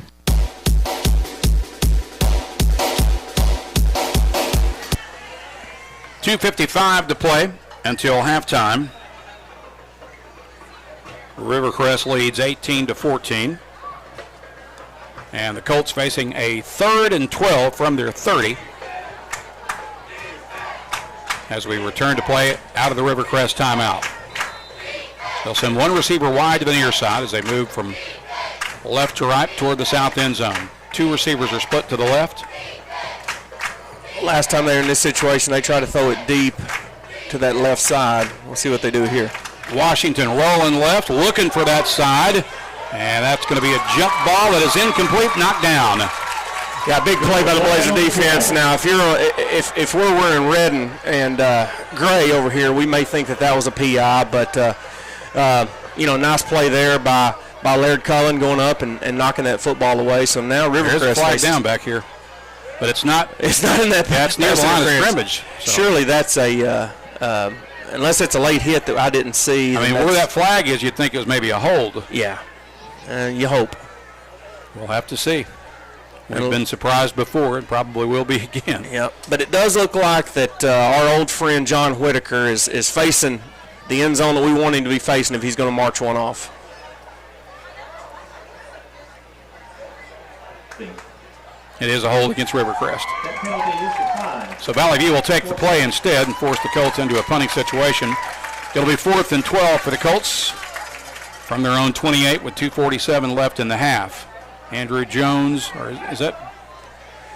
That's Starks. Yep, Starks will drift back to return the punt. He'll be standing at his own 38-yard line. Wyatt Lancaster is the Rivercrest punter. He's a senior. Gets the kick away. The Blazers came after it, but he got it off. There will be no return. It'll go out of bounds at about the 42 or 3-yard line, it appears. Yeah, right there what you notice, and we saw it last week too, the Blazers, their punt defense, I think this year once we get to conference play, they're going to wreak some havoc on some people because they're so athletic, and then you got Brian Huff, who does a great job there in the middle of just finding that crease. He doesn't go initially. He waits about a half second, and then he goes, and that is it's an SEC athlete coming down the pipe at a punter. Blazers will start from the 44 here. Turley is back to throw, looking down the far sideline. That ball is caught for a first down deep inside Rivercrest territory. Really nice play there. I believe that's TJ. TJ Starks on the catch for the View. And the Blazers are in business at the Rivercrest 28. 2:34 left until halftime. Colts lead 18-14, but Valley View with the ball deep in Rivercrest territory. Turley back to throw. Here comes pressure. Rolls right, fires downfield. That one's incomplete as he had to fire that one away under duress. Yeah, they flushed Carson out, and he had to get rid of it. Zaki, with all of his talents, height is not necessarily one of them. He's only about 5'8". And so it was just a little too tall for him, but that's okay. It's just second down. 2nd and 10 from the Rivercrest 28, 2:29 left in the half. Trips left, one single receiver to the right.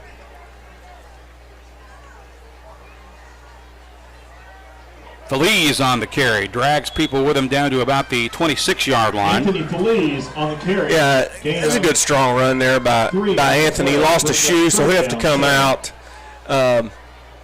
It looks like that the Rivercrest Colts are bringing pressure every single play here, so that's something, you get to halftime, you can make those necessary adjustments. But right now, Carson is, I'm thinking a whole bunch of people that Carson's our quarterback with this kind of pressure. Guthrie checks in as the running back. He'll be on Turley's left hip. 3 receivers left, 1 to the right, and now we have a timeout, I believe, taken by Valley View. So a pause in the action, $1:54 to play in the half. Rivercrest leads at 18-14. We'll return in 30 seconds on the EAB Sports Network. This is Keith with Baird Auto Group. There's nothing that brings our communities together like high school sports. No matter what the scoreboard says, it's a winning feeling just to be a part of it. Baird, we want you to have the feeling anytime you come into one of our dealerships. Good credit, bad credit, no credit, no problem. Don't buy anywhere else until you shop at Baird location near you. Don't get a bad deal, get a Baird deal. Because why? pay more. Saving service, great selection too. Bev does it all for you. You're listening to the Valley View Blazers on FM News Talk 102.1 and KBTM AM 1230 Jonesboro. Welcome back to Central Dealership Stadium with 1:54 to play in the half. Valley View facing a 3rd and 8 from the Rivercrest 26-yard line.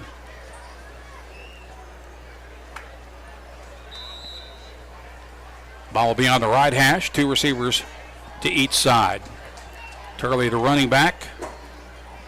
Got a motion man to the right. And Turley steps up, fires, looking for Jones. Caught over the shoulder. Touchdown, Blazers. Was that a beautiful play? Oh my gosh! Hey, Marty Riley. I don't know if he drew that one up while he was in math class or what, but you send Toss there on the jet sweep look, which brings that extra defender over. And then it was a double move by Andrew Jones, and then just a beautiful over-the-shoulder, back-shoulder ball there from Carson Turley. Man, what a play.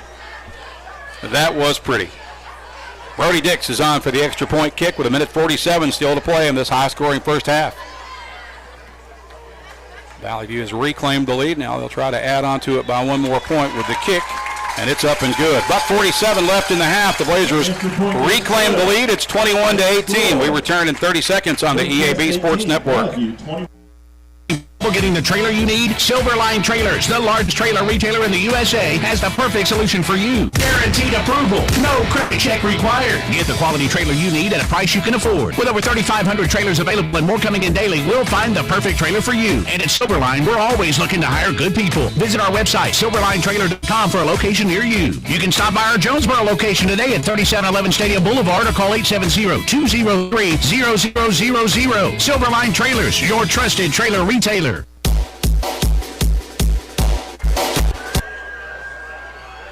We are back at Central Dealership Stadium with 1:47 to play in the first half. Valley View has reclaimed the lead in this thus far back-and-forth affair. It's now 21-18 after Carson Turley and Andrew Jones hook up for a beautiful 26-yard pass play to put more points on the board for Valley View. It's 21-18 now after the extra point kick by Brody Dix. That last drive covering 66 yards in 4 plays unofficially. And that's what I was going to mention, is that that's one of those situations where we may have scored too soon to get the lead, because that's an eternity for this Rivercrest offense. Yeah, you do kind of have to worry about that a little bit. Here's Dix's kick, another one that will go out of bounds. Rivercrest again will get the ball at the 35-yard line.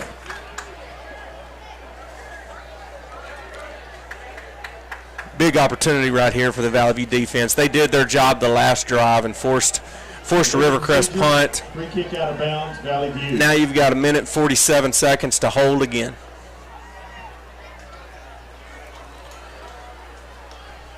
Are they going to make us re-kick here? Re-kick. Yeah, and I guess that's part of it. With kicking it out of bounds every time, Rivercrest has that option. Right. And you almost forget about that, but you're absolutely right. And I don't blame Coach Fleming or his staff for having us do that, because now you do it again, you back up 5 more yards, they make you do it again, and so it gets to a situation where you got to kick to them. And that is a scary proposition with Michael Rayner back there. So the Blazers will kick from the 35 now after the penalty.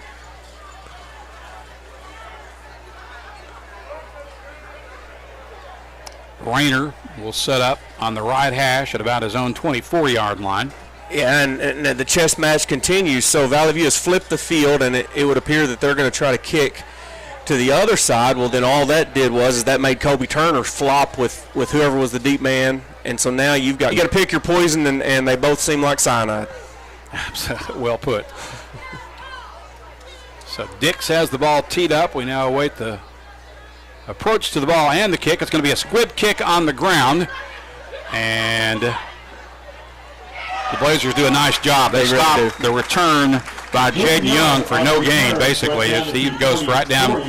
He tried to reverse his field but couldn't advance any ground, and they will start at about the 44, I believe. Yeah, so, it's good field position for the Colts, but the Blazers do a good job. After the penalty and they made us re-kick, then, that's the situation you're in. So, you're backed up 5 yards. So really, it's about a 3.5 yard plus there for the Colts after all that.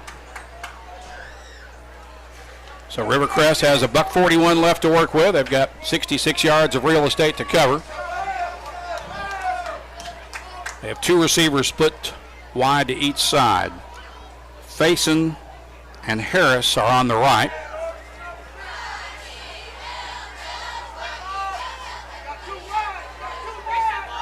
Washington keeps it. Here comes pressure. He gets rid of it, gets it to a man, and the Blazers are all over it. That's going to go for a loss. Depend on the forward progress on the spot, but no gain at best, probably a short loss. Yeah, and golly, what a heck of a play there by Jet Brasher. I believe he was the one who flushed Washington, made him get rid of it, and then he was actually the one, along with Brian Huff, who laid the initial wood there on that stop, but nice play by the Blazer D. No gain after the spot. It's 2nd and 10 for the Colts, 1:07 to play in the half. 3 receivers to the right, 1 to the left. They'll fire it out right side to Harris. He'll flip it. That's a loose ball on the ground, and they'll cover it as they tried the flea flicker or the lateral. Fumble recovered by Ian McClain. Yeah, Ian McClain, one of their linemen, was able to jump on the loose ball for brings up Rivercrest. That's the old hook and ladder there that I'll give a shout out to my old football coaching days. Blake Tennyson, junior Raiders. You could count on Blake Tennyson one time a game to run the old hook and ladder. The only thing about that's the guy who runs the curl. You're fixing to get smoked. Yeah. So you may get the catch, credit for the catch, but you're going to get hit.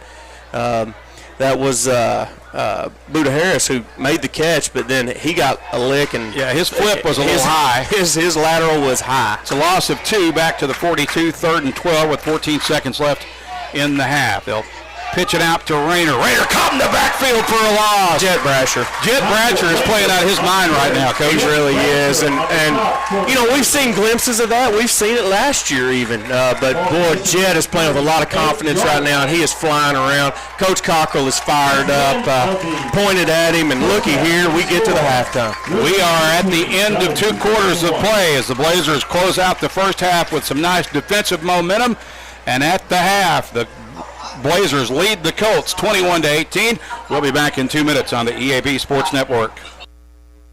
Evolve Bank & Trust is now bringing full-service banking to Jonesboro. To celebrate, we're offering you $200 extra. Just open a new checking account with Evolve. Have at least 2 qualifying direct deposits of $500 or more within 90 days. Then we'll deposit $200 extra into your account. It's just that easy. Open a new Evolve checking account and receive an extra $200 in your account, plus free checks for a year. Restrictions apply. Visit getevolved.com/special promotion for more details, or come in and see us at 111 East Huntington Avenue, Suite A, or call us at 870-933-2480. That's 870-933-2480. Evolve Bank & Trust. Equal housing lender. Member FDIC. Hi, this is Bob Moore with Moore Air Conditioning. AC issues in the summer interrupt your life in more ways than one. We're here to help. When you need your air conditioning repaired, you need it fast. Get more assurance with the Moore same-day guarantee. We'll send a licensed, trained, and background check technician to your home the same day you call, or you don't pay a service fee. It's the Moore Assurance Guarantee, creating comfort at a time. 870-336-2023. You deserve more. Don't settle for less. You love your truck, and Plaza Tire Service is here to help you make it even better with custom wheels, leveling kits, and the area's best selection of light truck tires, ATs, mud tires, and RTs up to 35s and bigger. Plaza Tire Service has the tires you want in stock today, and we'll help you select a great combination that gets your truck exactly the way you want it. In Jonesboro and South Caraway, and now at our newest location on East Johnson Avenue. The big selection, the best service, and the lowest prices on light truck tires are at Plaza Tire Service. We are back at Central Dealership Stadium. We have reached halftime.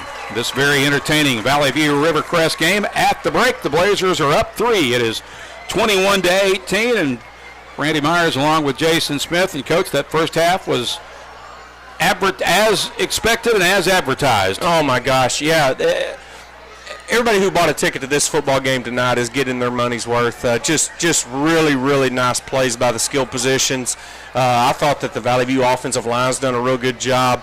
But these skill guys are making plays for both sides. I'll tell you one thing that we haven't talked about other than the issues. I think that our kicking game has been really, really good tonight, and then especially the PATs. The holder, the snapper, and Dix have had really, really nice games so far tonight. On a night where that could be very crucial, and it's interesting that you bring that up because, through the first two games, that's something the Blazers have kind of struggled with. They are only at about 50% on their PAT opportunities on kick scoring coming into this game tonight. But, in a game like this where every point could be crucial, that could be the deciding difference. Yeah, absolutely, and I believe it's Caldwell that is the snapper, and then Trevathan is the holder. And I've paid attention to those two guys tonight, and they have done just a really outstanding job of doing their job, which is often thankless until something goes wrong. Sure. But they have done a really nice job tonight, and it's the difference. It's the difference in this football game. At the half, it's Valley View leading Rivercrest 21-18. We'll pause for 2 minutes. Back to recap scoring from this very entertaining first half. After the break, you're listening to Blazer Football on the EAB Sports Network. What does better mean to you? Maybe it's better services, better support, better ways to build a life or buy a home or run a business. First Security is your partner for it all, with resources and solutions that make a difference for you and others. That's because First Security takes care of customers while building communities. Better for you, better for Arkansas, better for all. First Security. Bank better. Member FDIC, Equal Housing Lender. Hello, I'm estate planning and other law attorney Chad Oldham. More and more often today, I hear clients tell me that the only thing golden about the golden years is that it takes all the gold to grow old. Don't be a victim of rising healthcare and nursing home costs. Be prepared. Have a plan. Contact us today to find out how we help our clients protect and preserve assets for family and future generations. The Oldham Law Firm, 603 Southwest Drive in Jonesboro, or visit us on the web at oldhamlawfirm.com. Ship anything, anywhere at your #1 shipping source, Packmail in Jonesboro. Here's Packmail Tim to tell us more. We are the experts at finding solutions for even the most demanding shipping situations, and our experienced staff can help you choose the best option. So if you need to go to the post office, then FedEx, or all the way out to UPS terminal, and then get that international shipment to DHL, you can do it all in one fast, convenient, and friendly place. Packmail. 361 Southwest Drive in Jonesboro. Ship anything, anywhere, today at Packmail. Demo's Smokehouse Barbecue on Johnson at Hilltop and on Main Street across from Jonesboro High School. Now, I'm from Memphis and I know barbecue, but there are people from Memphis that travel to Jonesboro to sample, taste, and enjoy Demo's Barbecue. No kidding, they come from Memphis, so no need to go anywhere else. Right here, the best barbecue is at Demo's. Any of the ribs, any of the plates, you can enjoy it all at Demo's Smokehouse Barbecue. My mouth is watering. It is a beautiful night for football in Southwest Jonesboro. We've reached halftime here at Central Dealership Stadium with Valley View leading Rivercrest 21-18 after 2 quarters of play. Randy Myers and Jason Smith in the NEA Baptist broadcast position. As we welcome you into our Kavanaugh Auto Group halftime report, it's presented by Kavanaugh Auto Group. Check out Kavanaugh's entire selection of new and pre-owned inventory at KavanaughCars.com, and tune in later tonight to the Ticket Radio Network for the Friday Night Lights Scoreboard Show presented by Kavanaugh Auto Group.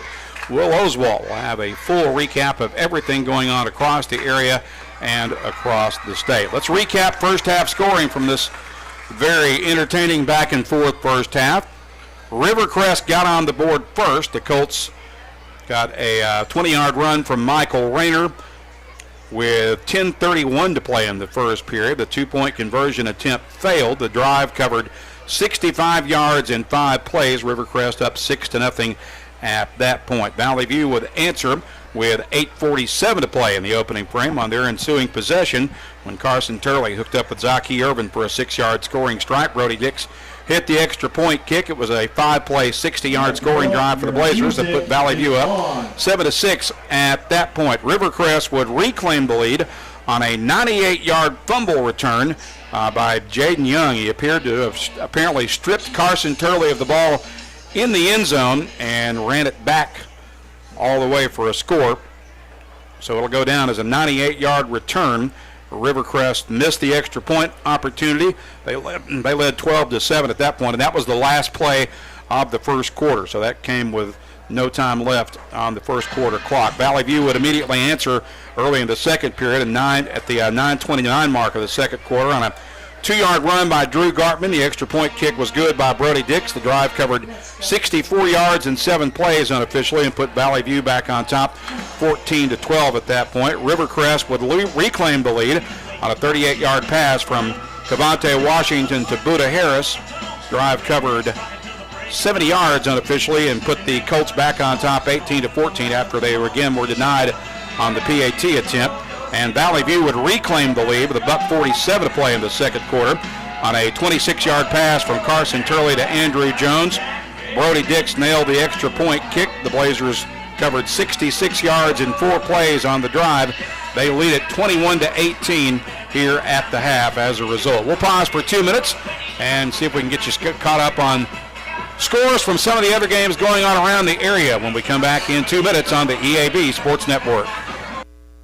Replacing an old appliance or remodeling your whole kitchen, the appliances you need are right around the corner with GE Appliances at Tucker's Appliance Superstore in Jonesboro. Shop timeless designs and time-saving features on the appliances that are built to last in the busiest homes. Visit Tucker's Appliance today and upgrade your home your way with GE Appliances and your local experts. Shop Tucker's Appliance today and save. Tucker's Appliance.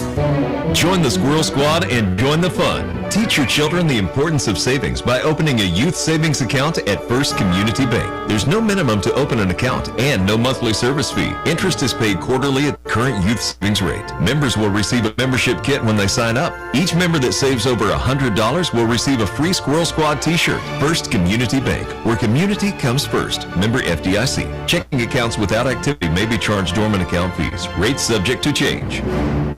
Central Toyota has your vehicle and your back. And call Central Toyota today to schedule your service appointment. Don't put off tomorrow what can be done today. Central Toyota Service Department is even open on Saturdays.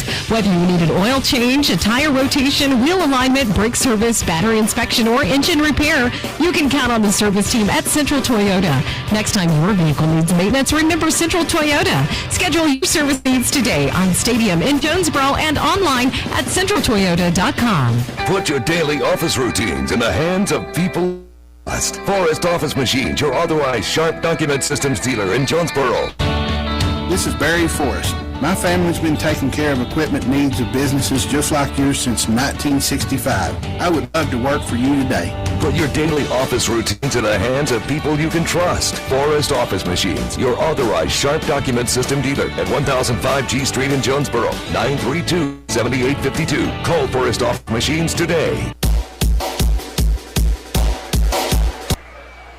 Welcome back to Central Dealership Stadium. Randy Myers along with Coach Jason Smith as we continue along now with our Kavanaugh Auto Group halftime report. At the half, Valley View leading Rivercrest 21-18 through 2 quarters of play, and a lot of games, of course, underway across Northeast Arkansas and the state. And Coach, I think you got a few scores to pass along, perhaps. Yeah, I do. But first, I will say that the Valley View cheer program is going to be in good hands, as we just watched about 400 little cheerleaders. And now the parents, there's tons of parents, Vilman and all that. They're going to pick up their child. Now, I hope that y'all don't head to the X's, because if you do, you're going to miss a heck of a second half of football. But, yeah, the scores we have so far, looked at Jonesboro was down 18-0 at the half.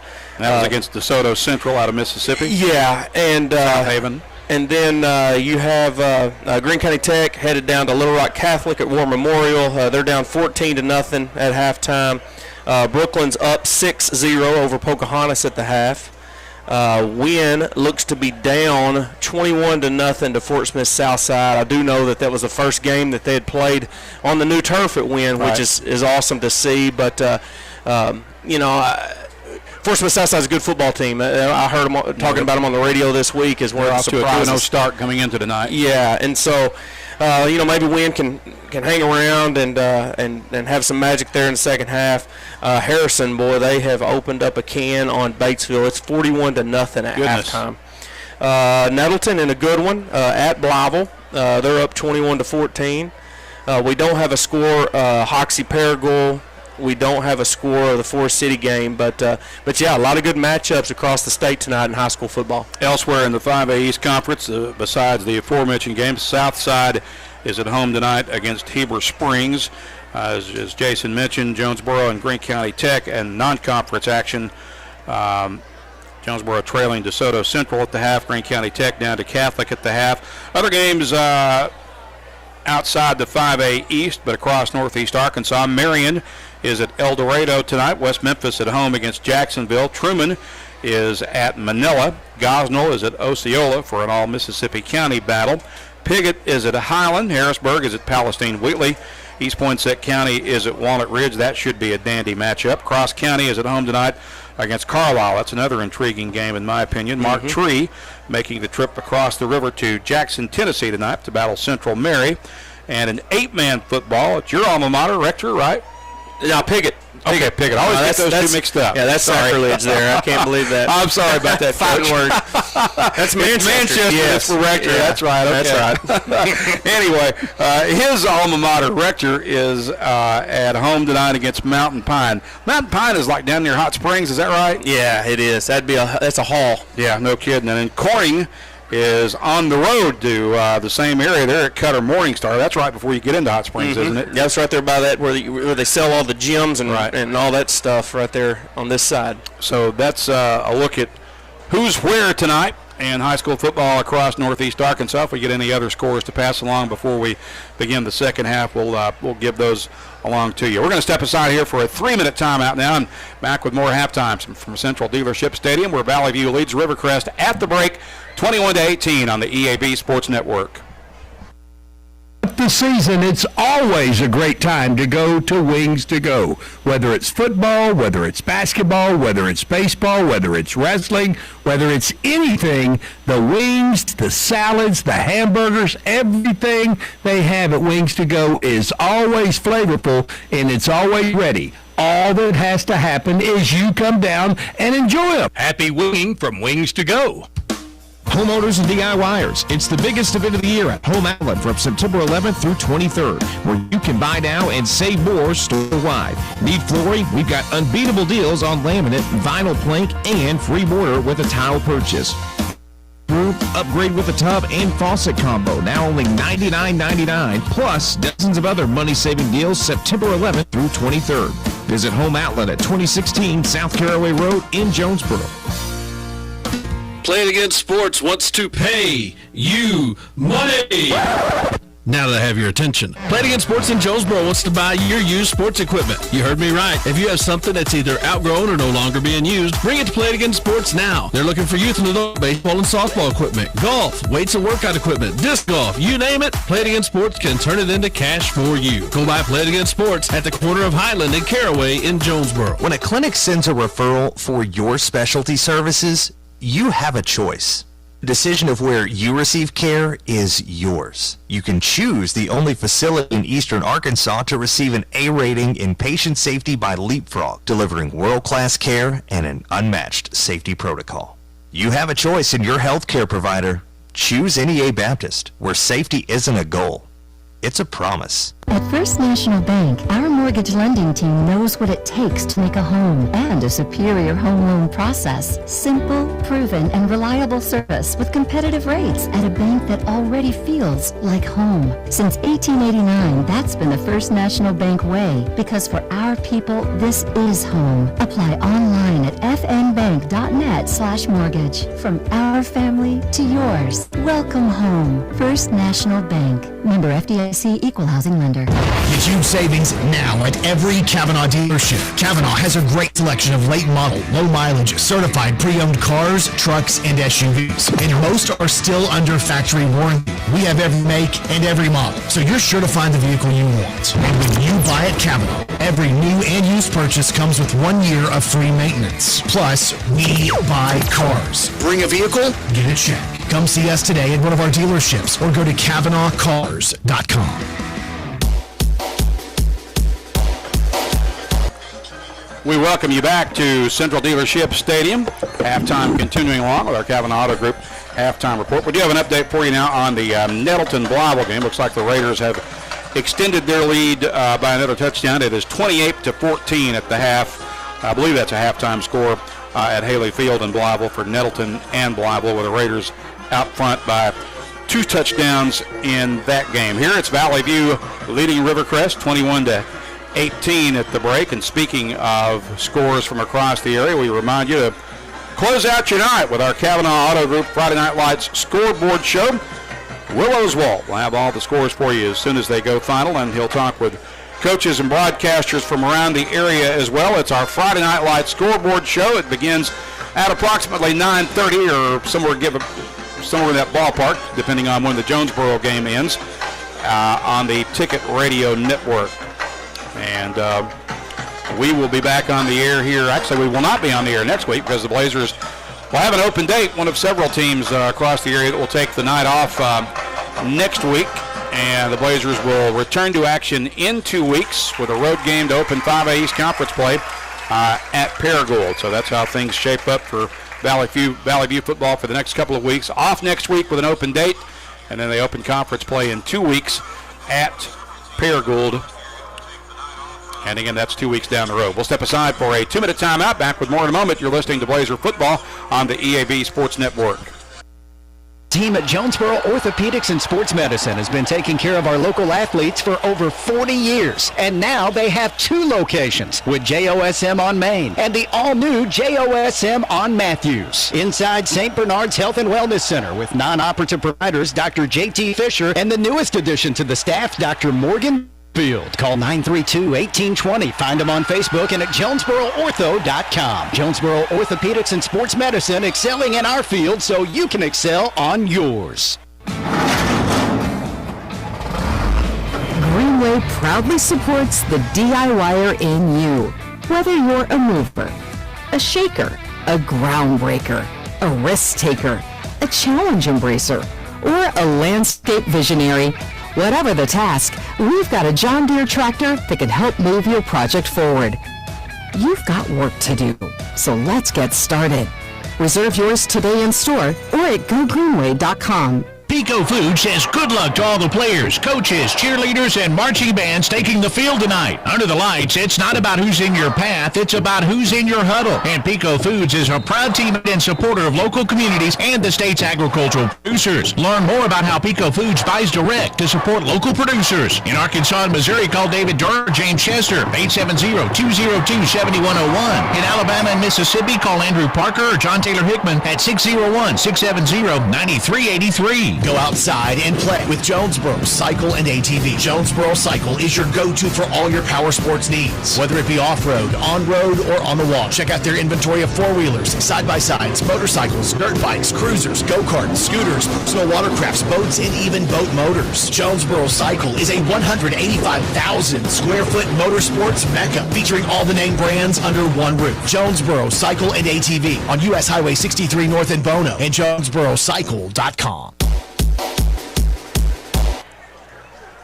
Welcome back to Central Dealership Stadium. I'm Randy Myers along with Coach Jason Smith. Halftime is winding down. Valley View leading Rivercrest 21-18 here at the break. And Coach, as we get ready to start this second half, in a game that is this close, halftime adjustments could loom large and really be a huge factor. And you made a mention early or about halfway through the first half of how the chess match is shaping up between these coaching staffs, and that could really be even bigger in the second half. Yeah, and you're not going to find better staffs per class in the state of Arkansas.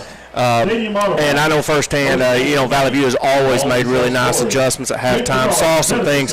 One thing that I think that they need to address, and I'm sure that they have, is the pressure that Rivercrest defense. They're blitzing almost every play.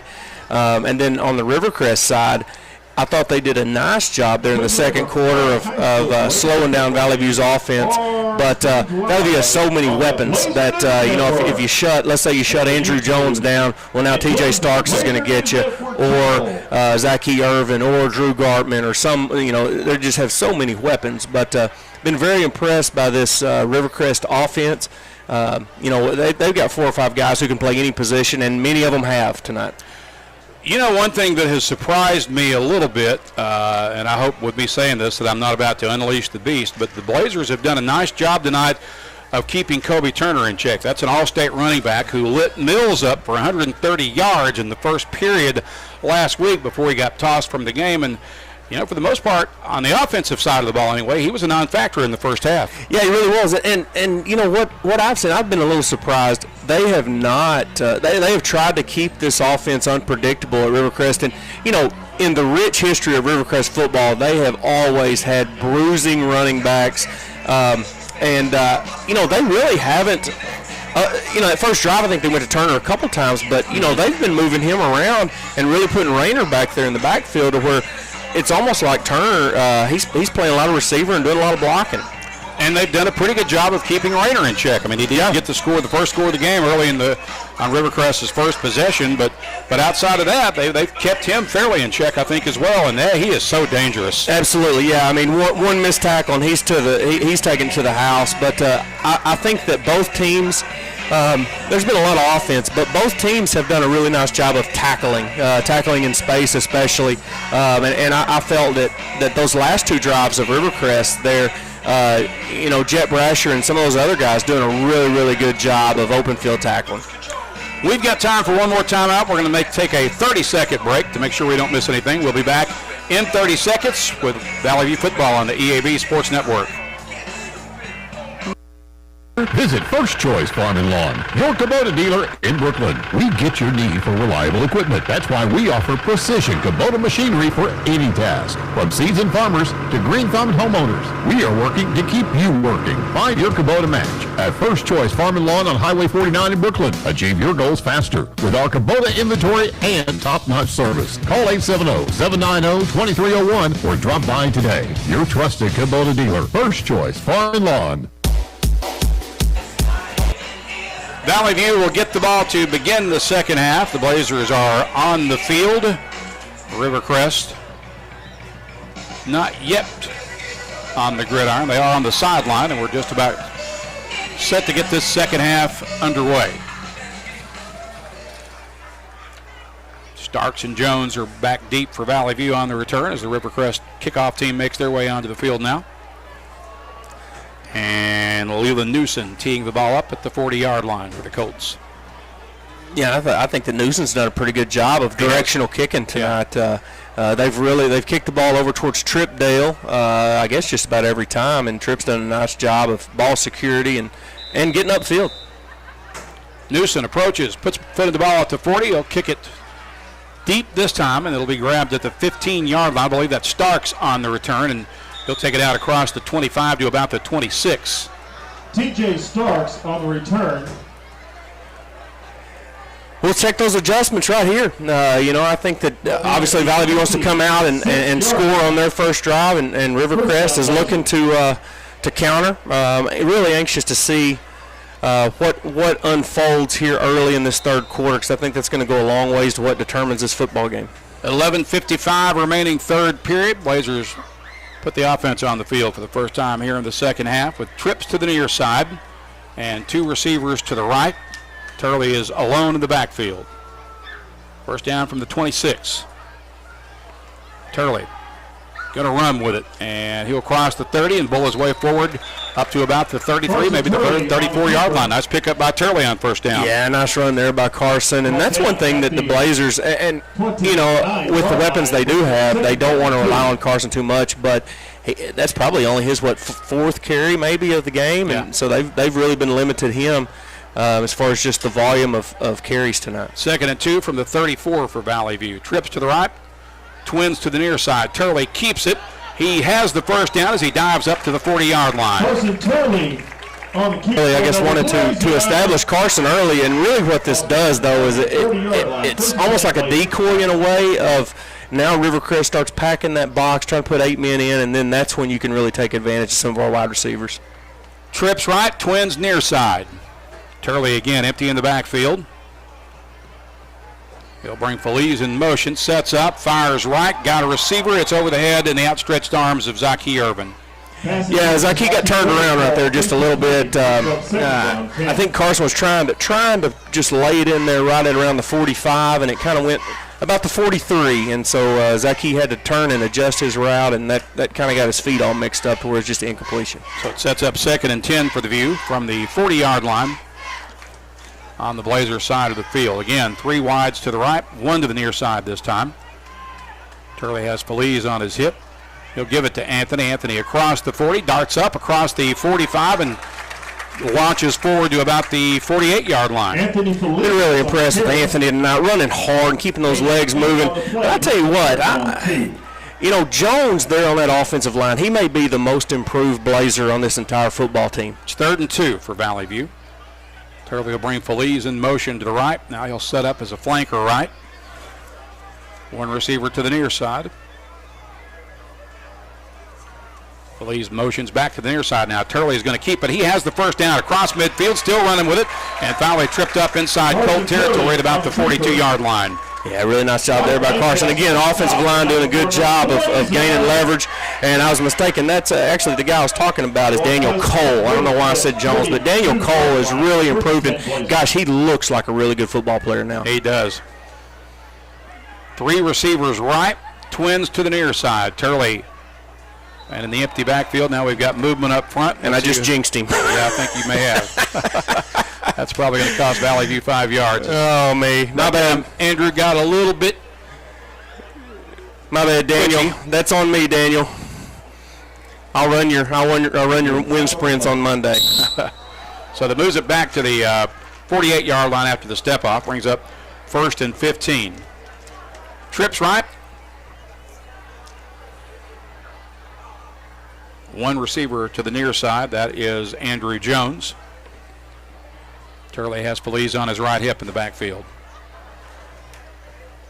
Turley rolls right, looking, fires downfield. Catch made.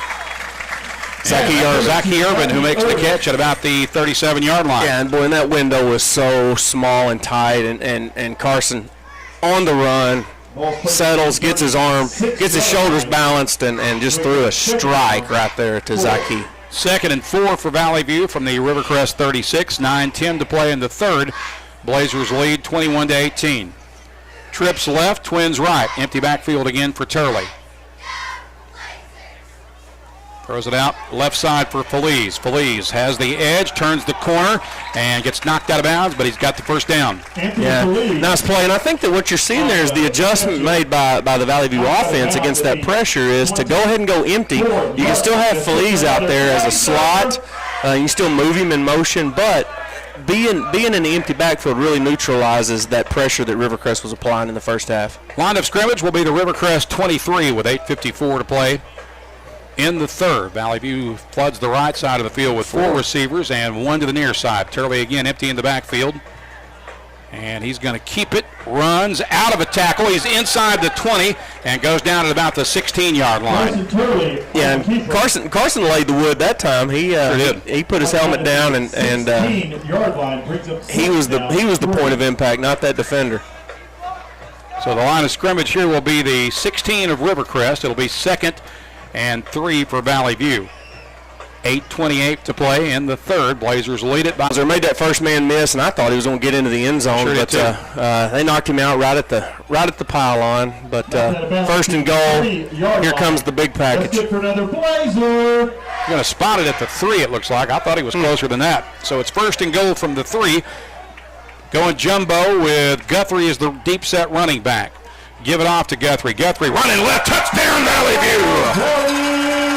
Really nice play there. And that went traditional that time, There's so many different things you can do out of that package. But, yeah, that was just an off-tackle run there. Nice job by Guthrie just to lower his shoulder and then get airborne, but fine pay dirt. Zane Guthrie with a 3-yard run to extend the lead for the Valley View Blazers. Extra point pending here for Brody Dix out of the hold of Caden Trevathan. Valley View trying to get it up to a double-digit game now. Kick is in the air, and it's true. 8:07 to play in the 3rd. The Blazers extend the lead. It is now 28-18. We'll be back in 30 seconds on the EAB Sports Network. And Northeast Arkansas, this is John Moore of Arkansas Superstore on Highway 49 in Brooklyn, here to tell you that we're flipping the script on car buying. Don't stand for bait and switch tactics. That's holding. We believe in transparency and trust. You deserve the car you want with a payment much lower than your rent. Arkansas Superstore is here to make sense of it all for you. Come over and find your dream ride. You're approved. When the banks say no, I say yes. Visit us today at 11580 Highway 49 North in Brooklyn or online at arkansassuperstore.com. Valley View very impressive on its first possession of the second half. The Blazers covering 74 yards on 10 plays, capped off by Zane Guthrie's 3-yard touchdown run. Brody Dix nails the extra point kick, and Valley View has a double-digit lead, first double-digit lead for either team tonight. It's 28-18. Yeah, really nice job coming out of halftime there for the Blazers. And again, I think this offensive line, there's questions, but so far they've answered them. Dix will kick another one out of bounds. We'll see what Rivercrest will opt to do here. Last time they declined it and made Valley View re-kick. See what they're going to do this time. They're going to do that again. Yeah, I kind of thought they might. And I don't blame them. It's something that you can utilize, and so now you got to figure that. Out of bounds. Well, they want to get the ball in the hands of Rayner, because this is where he is probably at his most dangerous, is in a return situation. Yeah, and I think that Rayner has a chance to play at the next level, as a receiver/returner, because, golly, he is so strong and so talented. He's a good football player. So Valley View will back up and re-kick it from the 35. Again, 8:07 to play in the period. Blazers now leading 28-18.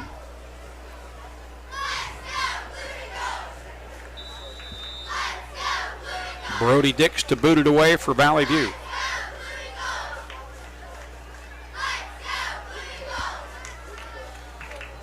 He'll angle another one to the sideline. Out of bounds it goes. The penalty on the play. And what will Rivercrest do this time? Going to re-kick it again. It looks like going to re-kick it again. Free kick out of bounds. Re-kick. So this could go for a while. It could. I hope it doesn't. The only danger is now you're at the 30 kicking off, and so you're really shortening that field. But, if you look down here at Rayner could basically – he could shake hands with anybody on the Valley View team, because he is just hugging this sideline knowing that is where they're going to angle the football. You got to figure that now that they've flipped it, that Brody's going to onside it like we saw there in the second quarter. Squib kick it. Yeah.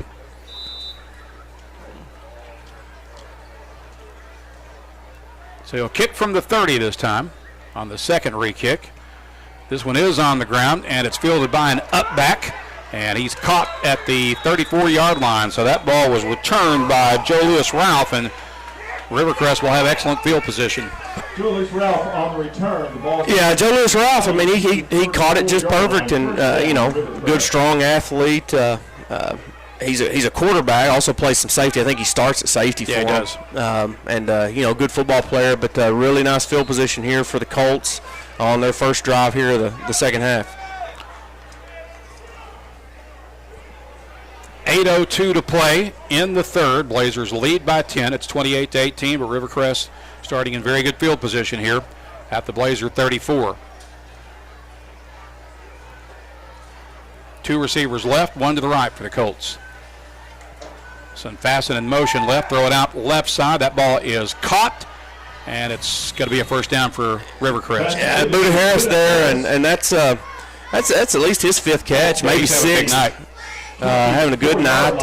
He's kind of a possession receiver there, but is that same setup they had for that hook and ladder earlier, but that time Buda just kept it. He's only a sophomore too.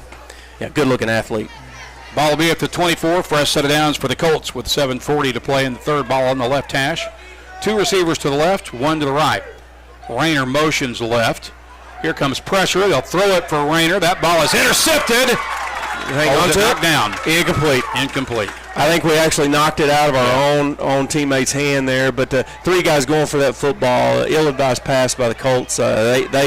They dodged a bullet right there. 10 for Michael Rayner falls incomplete, brings up second down 10. So it'll bring up second and 10 for Rivercrest with 7:26 left in the period.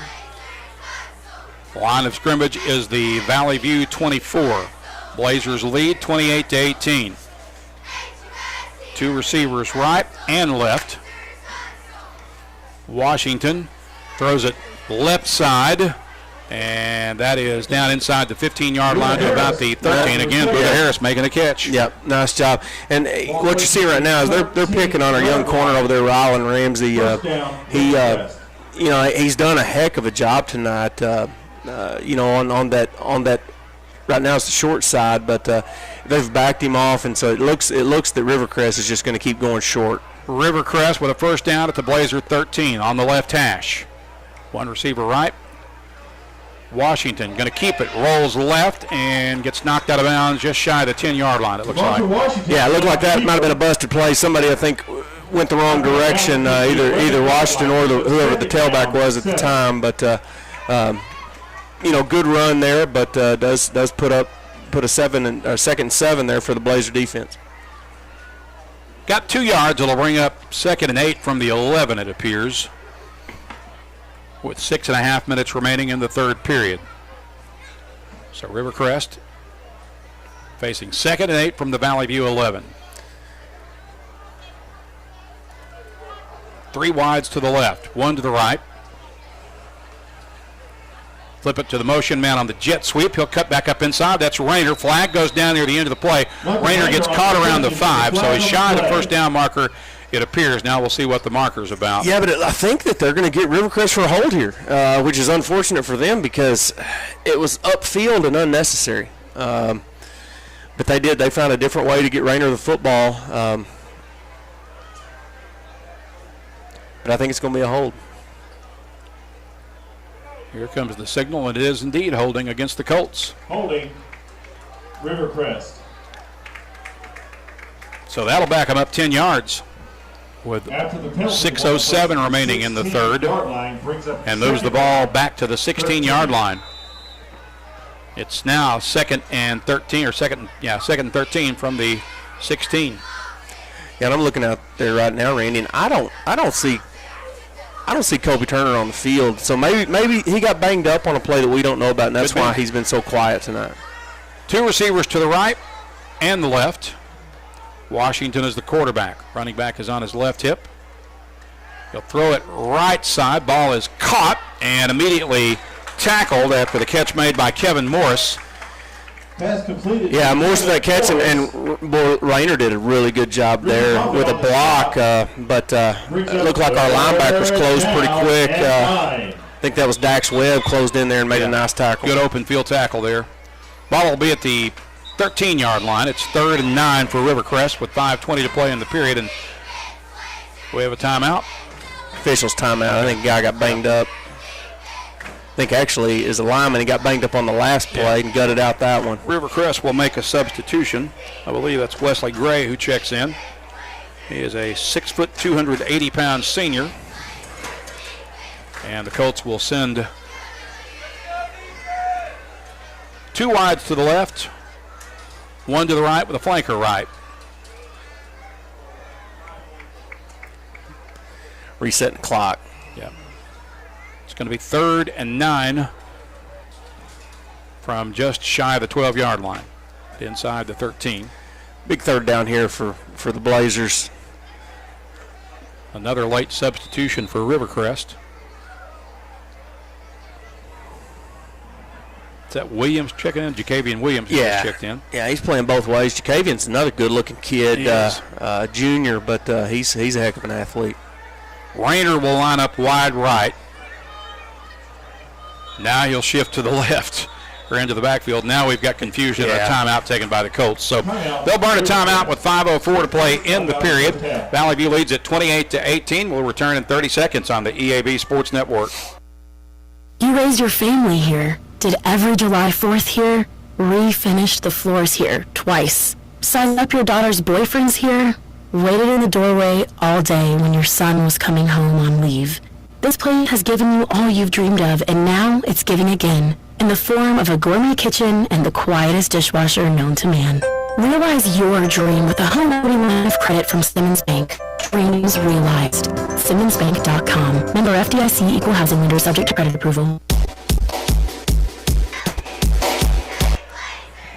5:04 to play in the third period. Rivercrest with a timeout. The Colts facing a 3rd and 9 from just inside the Blazer 13-yard line. Here they come back to the line of scrimmage. Yeah, huge opportunity right here for the Blazer defense to make a stop. Rivercrest, they call that timeout. They're going to come out with something probably we haven't seen. So it's going to be a huge opportunity for the Blazer defense. Two receivers to the right. Kevin Morris is one of those. Williams is the other. And you've got two wides to the left as well. One all the way over near the Rivercrest sideline. Yeah. That's Buda Harris. Yeah, Buda Harris one-on-one with Riley. He's been their go-to man quite a bit tonight. I think that's the one you circle.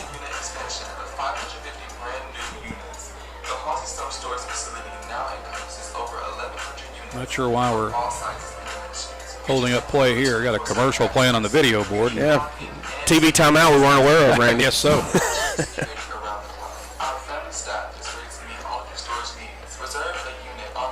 And we still got officials running onto the field, so it's. I think we're finally set to play football here after the timeout.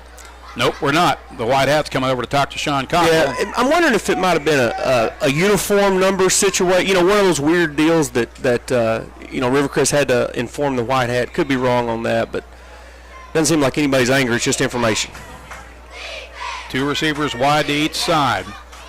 Direct snap to Rayner. Rayner gets caught at about the 10-yard line and planted. Well, huge play there by Brian Huff. They've put two men on him all game long tonight, and it's just a matter of time before he makes a play. Athlete on athlete. Rayner with a pitch, direct snap to him, and Brian Huff was waiting on him. So the line of scrimmage will be the 9-yard line, and it's 4th and 6 for Rivercrest with 4:37 to play in the third. Here come the Colts. Big fourth down play here for Rivercrest and the Blazer defense.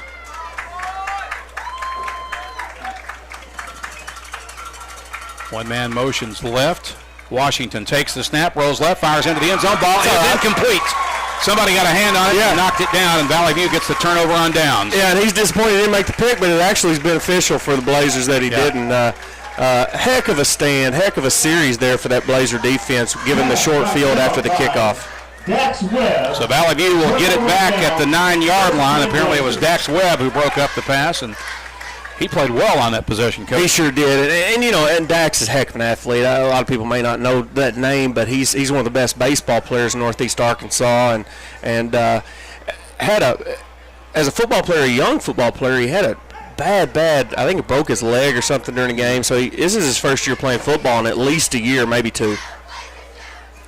Here come the Blazers from their own 9-yard line with trips to the right, one single receiver off to the near side. Turley out of the gun, takes the snap. He wants to run with it and gets to the outside. He's got room. He's across the 20. He's at the 30. He's at the 40. He's at midfield. Turley, it's a foot race to the end zone. Finally, he's cuffed from behind inside the 20-yard line. Turley from the 9-yard line all the way into the Rivercrest red zone. What a touchdown-saving tackle made by Kieran Morris for Rivercrest. Sure was. Kieran never give up on that play. Hats off that young man. But golly, Carson Turley, and then I don't know if you noticed, but Andrew Jones with that block that sprung him. Just a football player making football plays, but a great game for the Blazers. First down for Valley View at the Rivercrest 17-yard line. Trips to the right. Jones goes lonesome left. Rivercrest crowd in the line of scrimmage. They'll give it off to Felice. Felice running left. Darts up inside, two tacklers. Splits the defender, and he's into the end zone. Valley View is on the board once again.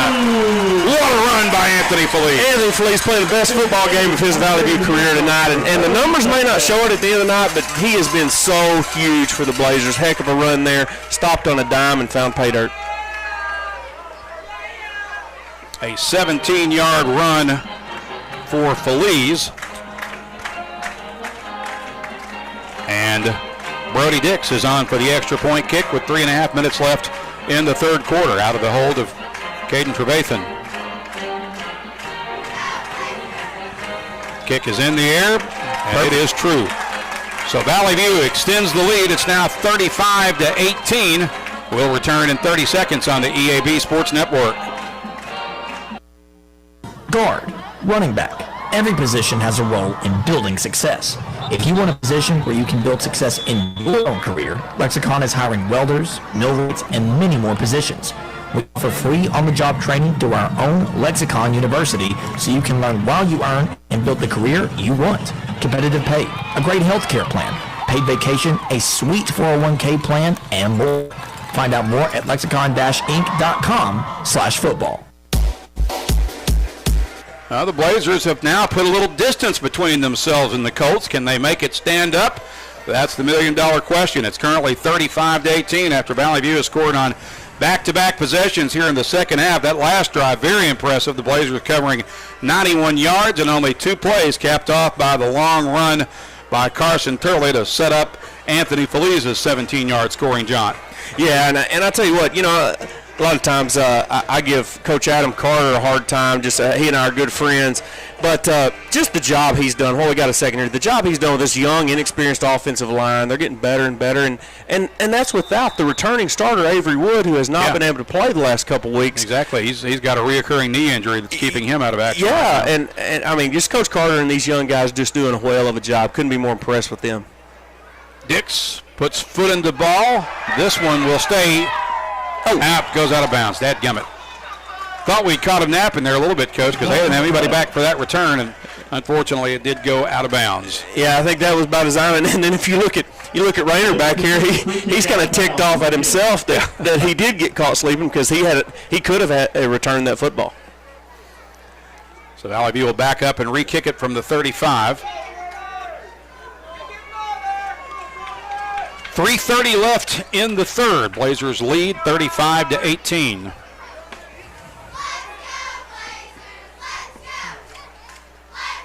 But this is a foot on the gas game. We've mentioned it before. Even though you're up double digits now, you really can't feel too comfortable against a team with Rivercrest's firepower. Rayner will pick this one up off the roll. He grabs it at the 16-yard line and succumbs to the numbers at about the 24. Yeah, really good job there by the kickoff team for the Blazers, led by, I think, Parker King's the one who made that tackle. And, I get frustrated as a coach, but, the crowd cheers real loud because we kicked off there. But, we made that play. If we don't make that play, then I don't know. I get really frustrated. I understand where you're coming from for the last couple years, but let the coaches coach and the players play, and we just get to sit back and watch. I think this coaching staff has proven the last few years they know what they're doing. Yes, absolutely. And we can leave it at that. Absolutely. 3:21 left in the period. Blazers lead 35-18. Colts start from their own 23. They'll give it off to Rayner on the inside reverse, and he'll punch it out to the 25, maybe the 26. Michael Rayner on the carry. I think we may be seeing an emergence of Dax Webb. He's having a heck of a game. He stayed there. He shedded a block and made a nice tackle there on Rayner. So it's a pickup of 3, and it brings up 2nd and 7 for Rivercrest from the 26. 2 receivers to each side. Washington keeps it and gets about 2 or 3 over the left side. Yeah, another tackle there by Dax Webb, and just had flashbacks. We're both big Red Wolf fans, but I'm also a Razorback fan, and he reminds me so much of a linebacker for the Razorbacks, Tony Bua, about a decade ago. Wore that same number 22, and was more short of stature, much like Dax. 3rd and about 4.5 here for Rivercrest from the 28. Washington's going to air it out. That ball is a deep ball. It's picked off by Valley View.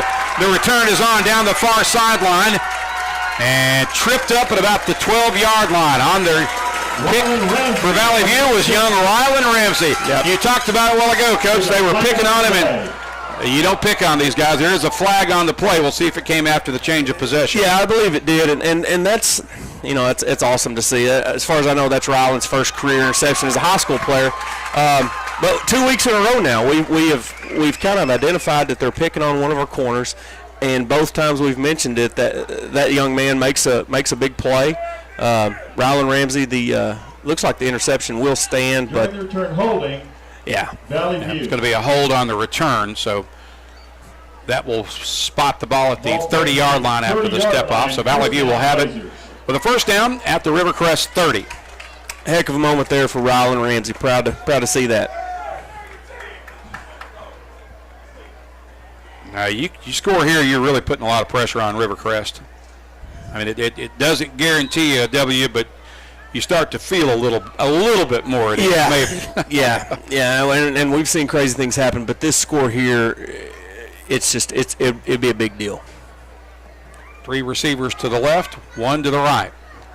Turley in the gun. Feliz gets the carry. He'll dart up the middle and cross the 25, takes it down to the 24-yard line. Anthony Feliz continuing to run. So many people have played well tonight for West Valley View team. Yeah, and we're getting to that point where you're going to ask me who I think ought to be the player of the game. It's tough for this team. It sure is, man. I mean, I don't know, Coach. There's 4 or 5 people that you could easily give that to, maybe more. Yep. What do we got here? There's an ambulance over on the far side of the field. I'm not sure if that's – I haven't seen anybody come out of the game with an injury. No, I haven't either. And I'm wondering if they're just trying to leave from back over here on the home side. And it looks like that was the case. Maybe that's what they're doing. You wonder maybe it was a fan or something like that. But there is a stop and play on the field as well, and I'm not sure why. Now, one of the officials will come over and have a brief conversation with Sean Cockrell. Illegal substitution, defense. Yeah, I didn't see a flag. Yeah, Rivercrest there it is. hit with an illegal substitution penalty. So that, well, the 25 was the line of scrimmage already, wasn't it, after the run? It was. It was a 5-yard gain, but I'm confused. Yeah, it's 1st and 5 after the penalty. Okay. Trips right, 1 receiver to the near side. Colts again crowding the line of scrimmage.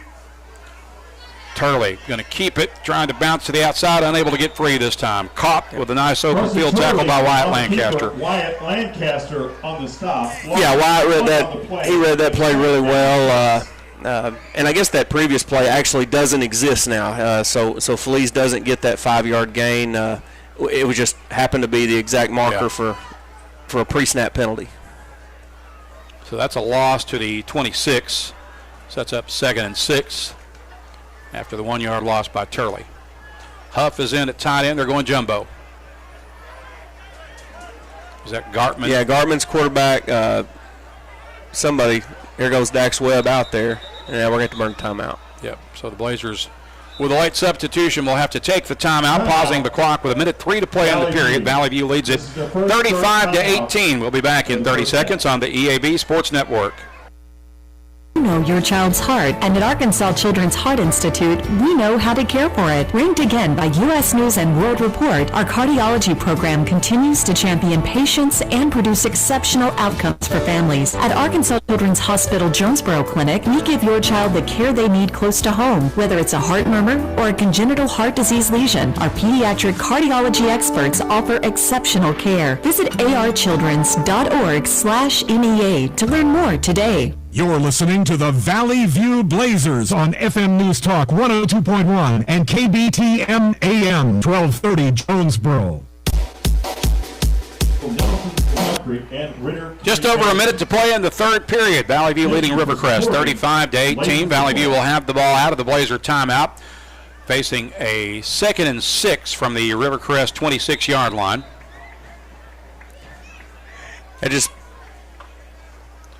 And Gartman takes the direct snap. He has the first down inside the 20-yard line, down to about the 17, maybe the 16-yard line. Really, really good run there by Drew. Good, strong run. For another Blazer. Gartman will stay in at quarterback. Blazers stay in the jumbo set. Huff is one of the tight ends. Gartman runs right, now tries to dart back up inside, dragging people with him. He's inside the 10, down to about the 8, maybe the 7-yard line. Nice, strong run there by Gartman. Yeah, and you know what I really love about the this jumbo package this year is that with Drew's ability, they are able to bring Carson out of the game. Mm-hmm. And so Carson now, just that the stress of all those plays and all those hits and all that, for him to be able to rest so far this year in the jumbo, that's just another element of this that we're seeing that's just going to benefit the Blazers, and it's really, really, really cool to see. That was the last play of the third period as the clock winds down and the horn sounds to end 3. And at the end of 3, Valley View leads Rivercrest 35-18. We will step aside for 30 seconds. Back to begin the fourth after this on the EAB Sports Network. It's a mix and match special now at all Northeast Arkansas Domino's Pizza locations. Choose any two for $6.99 each for carry-out or delivery. How about a medium pizza, oven-baked sandwich, pasta in a tin, loaded tots, Domino's stuffed cheesy bread twists, marble brownies, and so much more. Switch it up for lunch or dinner for the whole gang. The mix and match special with any two for only $6.99 each for carry-out or delivery. Only at your Northeast Arkansas area Domino's Pizza locations.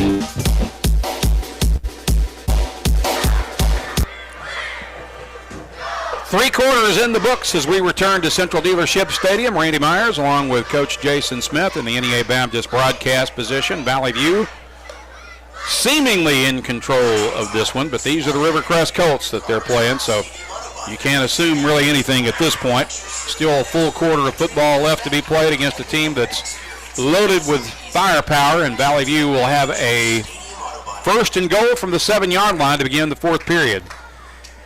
Yeah, and this feels like a huge touchdown that we need right here. And so far tonight, in our short yardage situations, we've looked really, really good. So much better than last week where you had all the red zone issues against Poplar Bluff. Mm-hmm. And it's kind of strange in that it seems like we've kind of just simplified things a little bit in the red zone and kind of know what we're doing. Looks like now you've got Carson out there. Still jumbo, but he comes in with Guthrie. Yeah. Guthrie is the deep set running back. Turley goes under center and got movement up front. Looks like Rivercrest may have jumped. We'll see. Yep. Dead ball foul, encroachment. So it is an encroachment penalty against the defense. That will move it forward to the 2-yard line, and it's first and goal from there for the View. After the penalty, ball be placed at the 2-yard line. That's good for another Blazer. So Turley goes under center out of the jumbo set. Power right. Guthrie is the running back. The give to Guthrie. Guthrie runs right and powers his way into the end zone. What a great block he got over that right side. We sure did. Sure did. Brian Huff along with Daniel Jones just cleared a path, and you love to see Zane Guthrie's just, he's just a football player. He's bided his time here as a Blazer and gets 2 big scores there. And then on that weird play earlier where we thought that Carson was in the end zone, Guthrie actually was the one who kind of pushed Carson forward into the end zone with another good play. Brody Dix on for the extra point attempt. Here's the snap, and Trevathan's going to roll right on a fake. He'll throw it into the end zone. That ball is bobbled and incomplete. Flag on the play. There's a flag down, so we'll see what the marker's about before we take the break.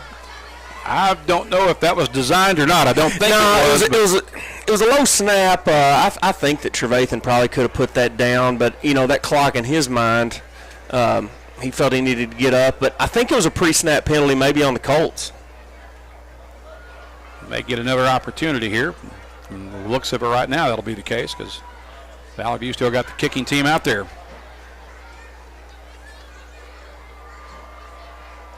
It is against Rivercrest. Moves the ball forward half the distance, and Valley View will try again with a kick. Yeah, you wondered on that if maybe a Colt maybe touched the football, something strange like that. That may have been the reason for the seemingly bad snap. Again, Trevathan set to be the holder. Talon Caldwell, the deep snapper. Brody Dix to kick. Kick is blocked this time. No argument about that one. No, not at all. The point is no good, and the score, Rivercrest 18, Valley View 41. So with 11:56 to play in the period, Valley View now leads it 41-18. We'll be back in 30 seconds on the EAB Sports Network. Hey, dude, you won't believe it. We sold our house and we made a fortune. No way. How'd you find out it was worth that much? We used this awesome website, arhomevalue.com by Justin Wilkie. They know their stuff. Plus, arhomevalue.com is quick and easy to use. Don't miss out on getting top dollar for your home. Go to arhomevalue.com today. Brought to you by Dustin White Realty. Dollar for your home sale is just a click away. arhomevalue.com. Still early in the fourth, but Valley View now starting to pull away from Rivercrest. It is 41-18 with 11:56 to play in the football game. Valley View has put 3 scores on the board thus far here in the second half, and they've kept Rivercrest off the board here in this second half of action so far. Yeah, really impressed by the Valley View offense, but especially the defense. We got in a bad spot there with a short field there in the third quarter, and they bowed their back and made a nice play.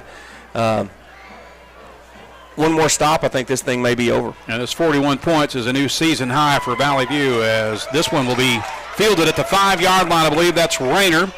And Rayner hits the far sideline and finally gets corralled out of bounds at about the 35-yard line. Yeah, and it showed, a good tackle over there by the Blazers.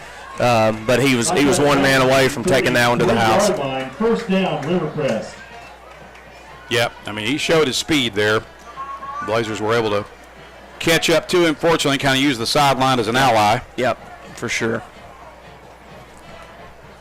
So Rivercrest will get the ball at the 33-yard line after the spot. And here come the Colts. They'll send 2 receivers wide to the near side. Looks like one man is wide right. Washington, the quarterback. Cavante Washington rolls right, fires downfield, catch is made at the 41-yard line, just shy of the first down marker. Yeah, good pitch and catch there by the Colts. I think that was Buda Harris again. Yep, it was. He's having a big game. Possession receiver, good hands. 2nd and 2 for Rivercrest at the Colt 41. 11:22 to play in the game. Blazers lead 41-18. 2 receivers left, 1 to the right. Washington to throw, fires downfield, catch is made. It's enough to move the chains for a first down up to about the 47-yard line. Once again, it's Buda Harris making another catch. Yeah, it's at least 8 or 9 for him. But this is okay. It's eating clock, and it's shorter plays. Valley View would obviously like to get off the field here, but if you can just keep them from explosive plays here and run that clock down as much as possible. First down for Rivercrest from their own 47. Two receivers wide left and right. Washington in the gun, running back on his hip, and he'll keep it and get caught after a pickup of 1, maybe 2. Kind of a slow developing play there.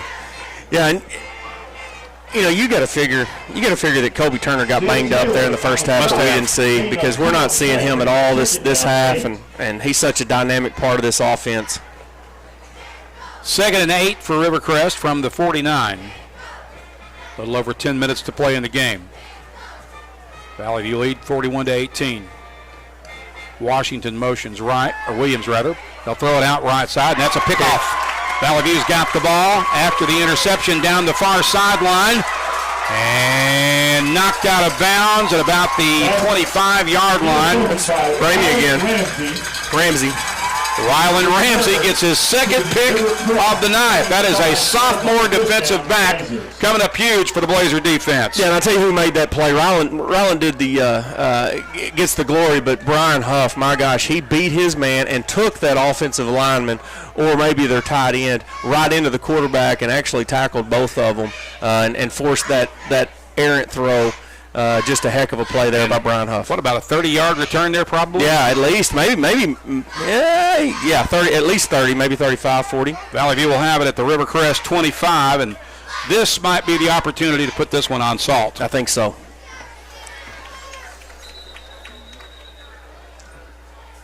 Got a timeout taken by Valley View, so we'll take the break as well with 9:49 to play in the game. The Blazers lead it 41-18. We'll return in 30 seconds on the EAB Sports Network. Started with our grandfather and continues in its 4th generation today. Glen Sane's history of quality sales, service, and strong personal relationships that have kept our customers and their families coming back for over 69 years. From my grandpa to my dad to us, service after the sale is a big deal. Whether you're looking to buy a GMC, Chevrolet, Buick, or Ford, we look forward to serving you and your family for years to come. Back here at Central Dealership Stadium, Randy Myers along with Jason Smith. Valley View will have the ball with a first down at the Rivercrest 30-yard line after Rylan Ramsey's second interception of the night. And I believe that they're getting this Rivercrest quarterback a little bit rattled now and forcing him into some bad throws. Yeah, feeling some pressure there, especially from Brian Huff. 3 wides to the right for the View, 1 to the left. Turley will hand that off. I believe that is Peyton Hicks. Yep. On the carry, and he'll power his way forward for a couple. Peyton Hicks on the carry. Yeah, and I think this drive right here, what you're seeing, I think Drew Gartman is going to go out there and actually start this drive, but he may have had some blood on his uniform. Trainer's got that fixed. Carson ran the first play, but now you're going to see Drew, and I'll bet you that we see Drew rest of the way. Wouldn't surprise me. 2nd and 9 from the 24. 3 wides right, 1 to the left. Gartman keeps it and runs left with it, proving tough to tackle. He's got it inside the 20 down to about 19. I'm not sure how he managed that, but somehow he was slippery and elusive. Yeah, he's so shifty when he gets in space, and Drew's got a lot stronger. You know, he's stronger than he looks. He's only about 155 pounds, but he's a strong 155. He's wiry, but he's gained so much strength just on the baseball field. Just seeing him throw the baseball here in the last 6 months has just been such an improvement. 3rd and 4 from the 19 for the future Red Wolf baseball player. 3 receivers right, 1 to the left. Gartman takes it, looking to throw right side. That ball is short and incomplete, trying to get it to Zaki Urban, or Starks rather. Yeah, but a little bit short that time. Yeah, he probably should have taken another 2 steps to get his body set to make that throw. He just short-armed it a little bit.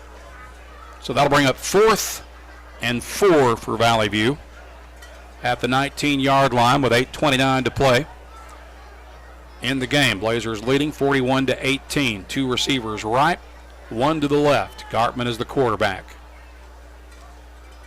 He's back to throw, fires over the middle. That ball is incomplete, but there's a flag on the play, and they may get another opportunity. Yeah, and Drew really sold that. It's going to be a PI. Drew sold that with his play fake. He had 2 Colts in the backfield with him, but they both bid on Peyton Hicks, which gave Drew just enough time to try to throw it over the top. And Rivercrest Colt, he had a hold of T.J. Stark's arm there to keep it from being a touchdown.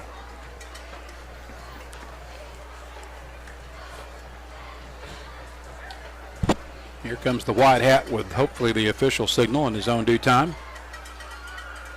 No. It's going to be against Valley View. Pass interference. Actually, we've got offsetting penalties. Offset, replay, 4th. So you replay the down. I got you. We'll take that.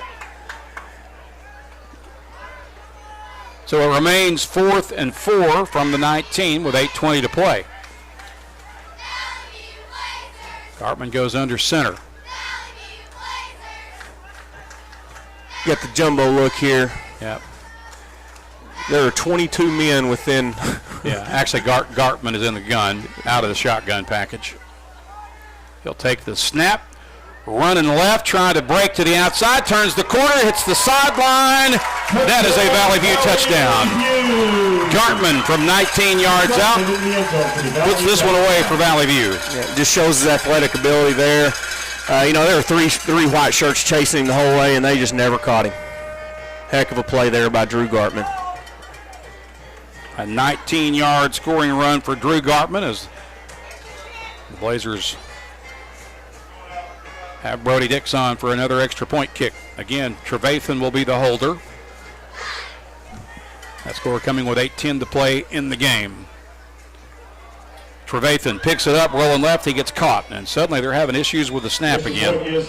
Yeah, and you hate to see it because they've done so well, and I think that they have fixed the kicking game. Maybe this is just a little bit of focus, concentration issue going right now, but I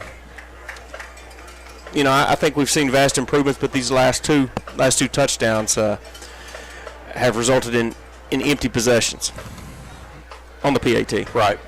But the score for the touchdown is good off the 19-yard run by Drew Gartman. The drive covering 75 yards in 4 plays. Valley View now leads at 47-18. We return in 30 seconds on the EAB Sports Network. Across Arkansas, Farmers and Merchants Bank and the Bank of Fayetteville join you in cheering on our favorite teams. We applaud the extra effort from neighbors like you that make our local schools and activities an integral part of our community. Working as a team to help you reach your goals is a perfect game plan for success. The Farmers and Merchants Bank and the Bank of Fayetteville. Finally, a bank in your corner. MeBanking.com, member FDIC. Valley View has scored 5 unanswered touchdowns dating back to going back to the last 2 minutes of the first half. They have scored 4 times here in the second half and now have broken open what was a 3-point game at halftime to lead it 47-18. Here's the deep kick fielded about the 3-yard line by Rayner. Rayner finds a hole up the middle and he's caught. Nice coverage there by the Blazer bomb squad, and Rayner gets caught about the 26. Yeah, really good nice kick call there. on him. Yeah, they really have, and Brody backed him up there. That's a really good kickoff by Brody Diggs. Yeah, that may have been his best kick of the year to date. 6-yard line, first down, Blazers. As that one was awful close to getting into the end zone.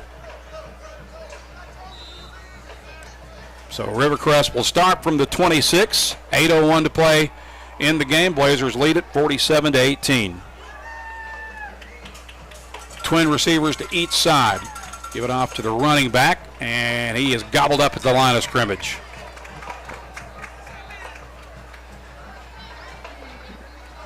Yeah, good play there by. Lost a half yard. Yeah, by Bourne's in the backfield waiting on him there. Loss of 1 on the play brings up second down. 11. Starting to see a couple new faces out there on defense for the Blazers.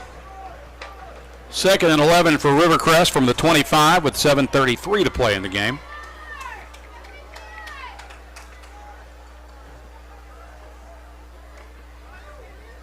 Throw it out near side to Williams, and Williams gets caught after a pickup up to about the 27-yard line. Jaden Young. Correction, Young on the caption. Jaden Young making that catch. Yeah, good play there by Jet Brasher. It looks like could be his night is done. I think it's the best total football game we've seen from Jet so far. Probably so. He has played really well tonight. Line of scrimmage will be the 28. It's 3rd and 8 for Rivercrest. 3rd and about 8.5 actually. 2 receivers wide left and right. They'll motion Young to the right, and there's a flag just as he takes off. Yeah, a couple of our young guys, new guys in there, and not used to that cadence, not used to that snap count, and we're going to give them a free 5 yards. So that'll move the ball 5 yards off the encroachment by Valley View. Spotted at the 33, and it's 3rd and 3 now for Rivercrest with 6:40 to play. Again, Young motions right and lines up as a 3rd receiver to the far side. Cash span is split near side. Money, they call him. Washington rolling right. Pressure coming from the backside. Fires this one and finds his receiver. And they've got some running room across midfield. That is Rayner, and Rayner reverses field, still trying to find some room, and finally runs out of bounds at about the 25-yard line. Now is a late flag. Did he get a hit on the sideline? Yeah, he did. Again, it's some of our twos out there, you know, and they're playing hard and wanting to impress, and you know, just as he slowed down going out, we just had too much of a head of steam and ran into him. So that'll add 15 on to the end of what was already a long run, or catch and run by Rayner. And right there you saw why Rayner is so dangerous. For the most part, the Blazers have kept him pretty bottled up and in check most of the night, but right there you saw what he's capable of. Yes, yeah, and you know, a heck of a football player. We've watched him here for a couple years now, and just the Valley View defense has done a great job tonight on him. New line of scrimmage is the 12-yard line after the penalty. Trips right. Washington pitches it out, and the running back takes it down near the 10-yard line. I believe that was to Kylan Sanders on the carry. Brought down at the 6-yard Actually, he's line. closer to the 6, I'm sorry. Second down, 4. That'll be 2nd and 4 from the 6 for Rivercrest with 5:42 to play. 2 receivers to the left and to the right. Washington is the quarterback. Sanders is the running back on his left hip.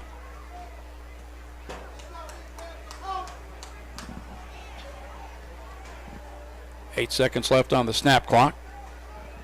Give it on the jet sweep, and that is Rayner with it. Rayner falls forward, and he just got enough to cross into the end zone. Yeah. Michael Rayner from 6 yards out. into the end zone. Touchdown. Talented football player. Trip Dale right there playing some defense. He was there. He wrapped him up, but when he slung him, he actually slung him himself into the end zone. But Tripp did his job as far as just wrapping up, making the tackle. He didn't miss it. Rayner's second touchdown run of the night as we await the extra point opportunity for the Colts with 5:12 to play. They're going to try to kick it again. Yeah, and you just wonder if they're just working on the future at this point. Can't blame them if they are. No, if their kicker's out for any extended period of time, I think that they're working right here. Looks like they got this one. Yep. Cavante Washington boots it through, and it's now 47-25 with 5:12 to play in the game. We'll step aside for 30 seconds. This is Blazer football on the EAB Sports Network. I can't get my homework to upload. Dad, my video game is froze again. Babe, is our internet down again? I'm missing the big game. Honey, I'm trying to make this online payment, but it just keeps buffering. Get your life up to speed with high-speed internet from Empower Broadband. Empower's reliable service brings high-speed internet to even the most remote areas of Northeast Arkansas. With Empower Broadband, you can stream your favorite movies, video chat with loved ones, work from home without interruptions, and so much more. Empower Broadband. Life up to speed. For more info, visit empowerbroadband.com. Rivercrest covers 74 yards in 4 plays for their first score of the second half. It is now 47-25 after the 6-yard run on the jet sweep by Michael Rayner. The extra point kick by Cavante Washington was good, as we now await the Rivercrest kickoff from Leland Newsom. Who we got back deep? Oh, let's see. That's Gartman. Drew back there by himself. I think they're had the hands team on, expecting an onside. So Drew's basically back there playing safety. Kick goes out of bounds.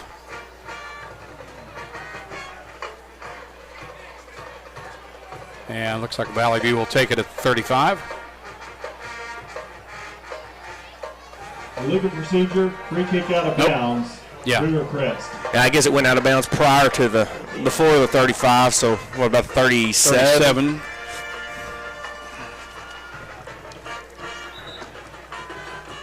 I think you'll see some new faces here on the offensive line.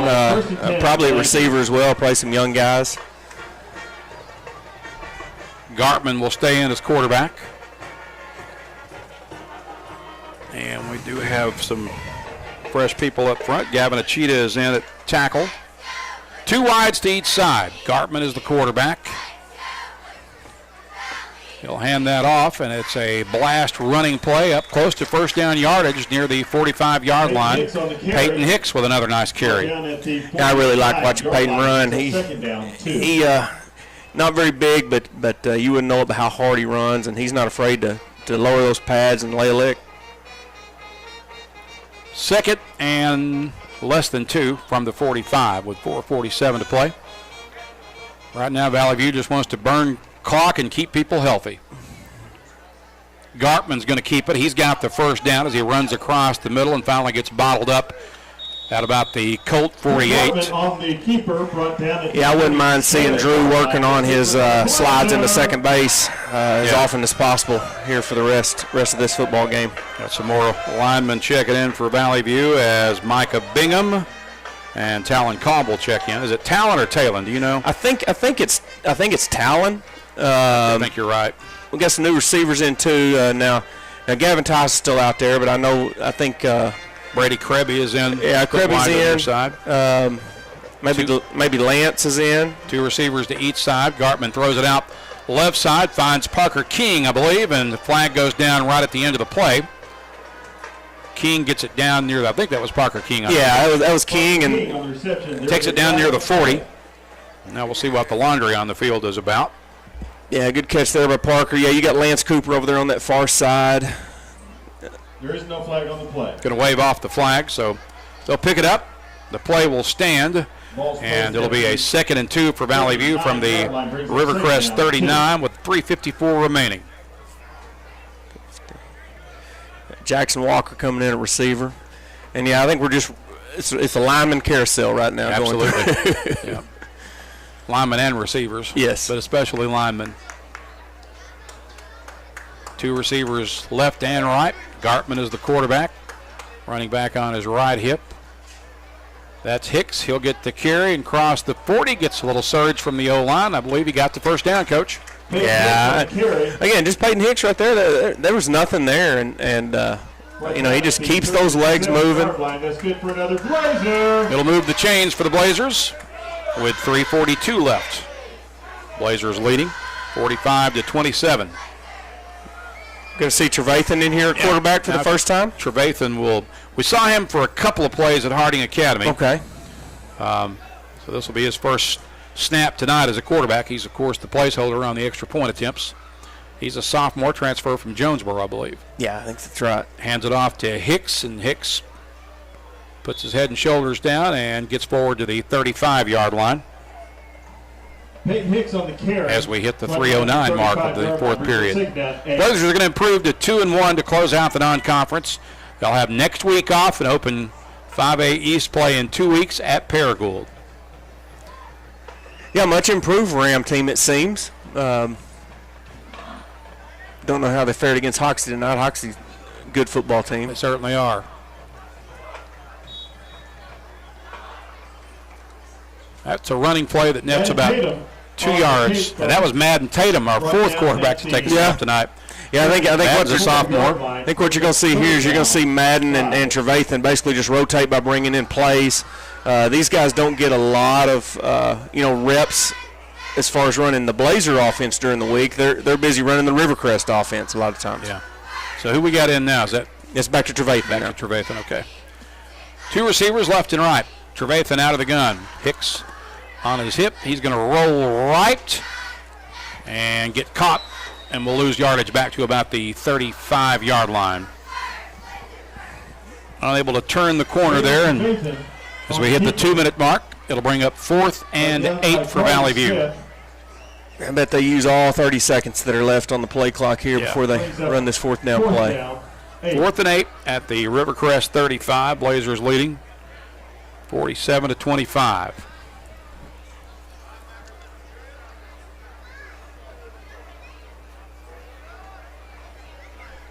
Down to 10 seconds left on the snap clock. Three receivers to the left, 1 to the right. Trevathan stays in at quarterback. Give to Hicks. Hicks follows his O-line down to about the 30-yard line. Hicks on the so that will turn it over on downs to Rivercrest with 1:19 left in the game. All turnover on downs. First down, Rivercrest. Ladies and gentlemen, at the end of the game, please do not enter the track or the field area until after the coach breaks the huddle with the team. Please stay in the stands till after. So Rivercrest will take over at their own 30-yard line. They'll get it with 1:19 to play. And Rivercrest got some different guys in there too. Washington's still in at quarterback, but he may be, basically the signal caller. But Coach Fleming's just trying to get as many of his guys in as he possibly can here at the end of the game as well. 2 receivers to the left, 1 to the right. Washington throws it out near side on the screen pass, and that is returned for a short gain up to the 35 or the 36-yard line by Cash Money Span. Brings up 2nd down, 4. Sets up a 2nd and 4 with 1:10 to play. 2 wides left and right. Young motions right, gets it on the jet sweep, and gets caught after he picks up the first down at about the 43-yard line. Yeah, good tackle there by Trip Dale. On the carry. Trip Dale on the stop. Ball's placed at the inside a minute to play now. Line. First down, Rivercrest. Blazers lead 47-25. Will improve to 2-1. Rivercrest will drop to 1-2. It's a very misleading 1-2 though, with your losses to Mills and to Valley View. They're going to be a force in that 4A. And they'll stay and play one more 5A competition next week. I believe they're at Brooklyn next week. Here's a pass over the middle. The deep ball is caught for a first down inside Valley View territory at about the 30, right about the 30-yard line. Buda Harris once again making a big catch for the Colts. Yeah, I've been impressed by Buda Harris. He's a sure-handed kid. It's easy to spot him. He's got those bright green gloves on out there, but he's a fine football player. First down at the 30 with 13 seconds left. Washington uncorks it, throws it deep, and it is picked off for the third time tonight. The return is on for Valley View. Ball gets knocked loose. Blazers get it back. Pass intercepted. And the ball was picked off. Jaden Rhodes. There's a flag on the play. Jaden Rhodes? Yep, Jaden Rhodes indeed. Sophomore cornerback. There's a flag on the play. So you had a lot going on in that play. Yeah. The interception, the fumble, and the flag. Yeah, I think that's going to be the last play of the game. So that will wrap it up. No time left on the clock. Valley View wins it 45-27. Excuse me, 47-25. I'm sorry, 47-25. Your final score as the Blazers get the victory. We will pause for 2 minutes and return with our Lexicon postgame show after this on the EAB Sports Network. High school athletics is brought to you by Gateway Tire and Service Center and Toyo Tires, where there's always one thing you can count on: distance for you. Before you hit the road for a trip across country or across town, drop by Gateway Tire and Service Center and check out the great deals on Toyo Tires. Whether it's tires or auto repair, you can always count on one thing. At Gateway Tire and Toyo Tires, we go the distance for you. At Gateway Tire in Jonesboro, we go the distance for you. This is Keith Baird with Baird Auto Group. There's nothing that brings our communities together like high school sports. No matter what the scoreboard says, it's a winning feeling just to be a part of it. At Baird, we want you to have the feeling anytime you come into one of our dealerships. Good credit, bad credit, no problem. Don't buy anywhere else until you shop at Baird location near you. Don't get a bad deal, get a Baird deal. Because why pay more? Saving service, great selection too. Baird does it all for you. Having trouble getting the trailer you need? Silverline Trailers, the largest trailer retailer in the USA, has the perfect solution for you. Guaranteed approval. No check required. Get the quality trailer you need at a price you can afford. Visit our website, silverlinetrailer.com, for a location near you. You can stop by our Jonesboro location today at 3711 Stadium Boulevard or call 870-203-0000. Silverline Trailers, your trusted trailer retailer. Hi, this is Bob Moore with Moore Air Conditioning. AC issues in the summer interrupt your life in more ways than one. We're here to help. When you need your air conditioning repaired, you need it fast. Get more assurance with the Moore same-day guarantee. We'll send a licensed, trained, and background check technician to your home the same day you call, or you don't pay a service fee. That's the Moore Assurance Guarantee, creating comfort one home at a time. 870-336-2023. You deserve more. Don't settle for less.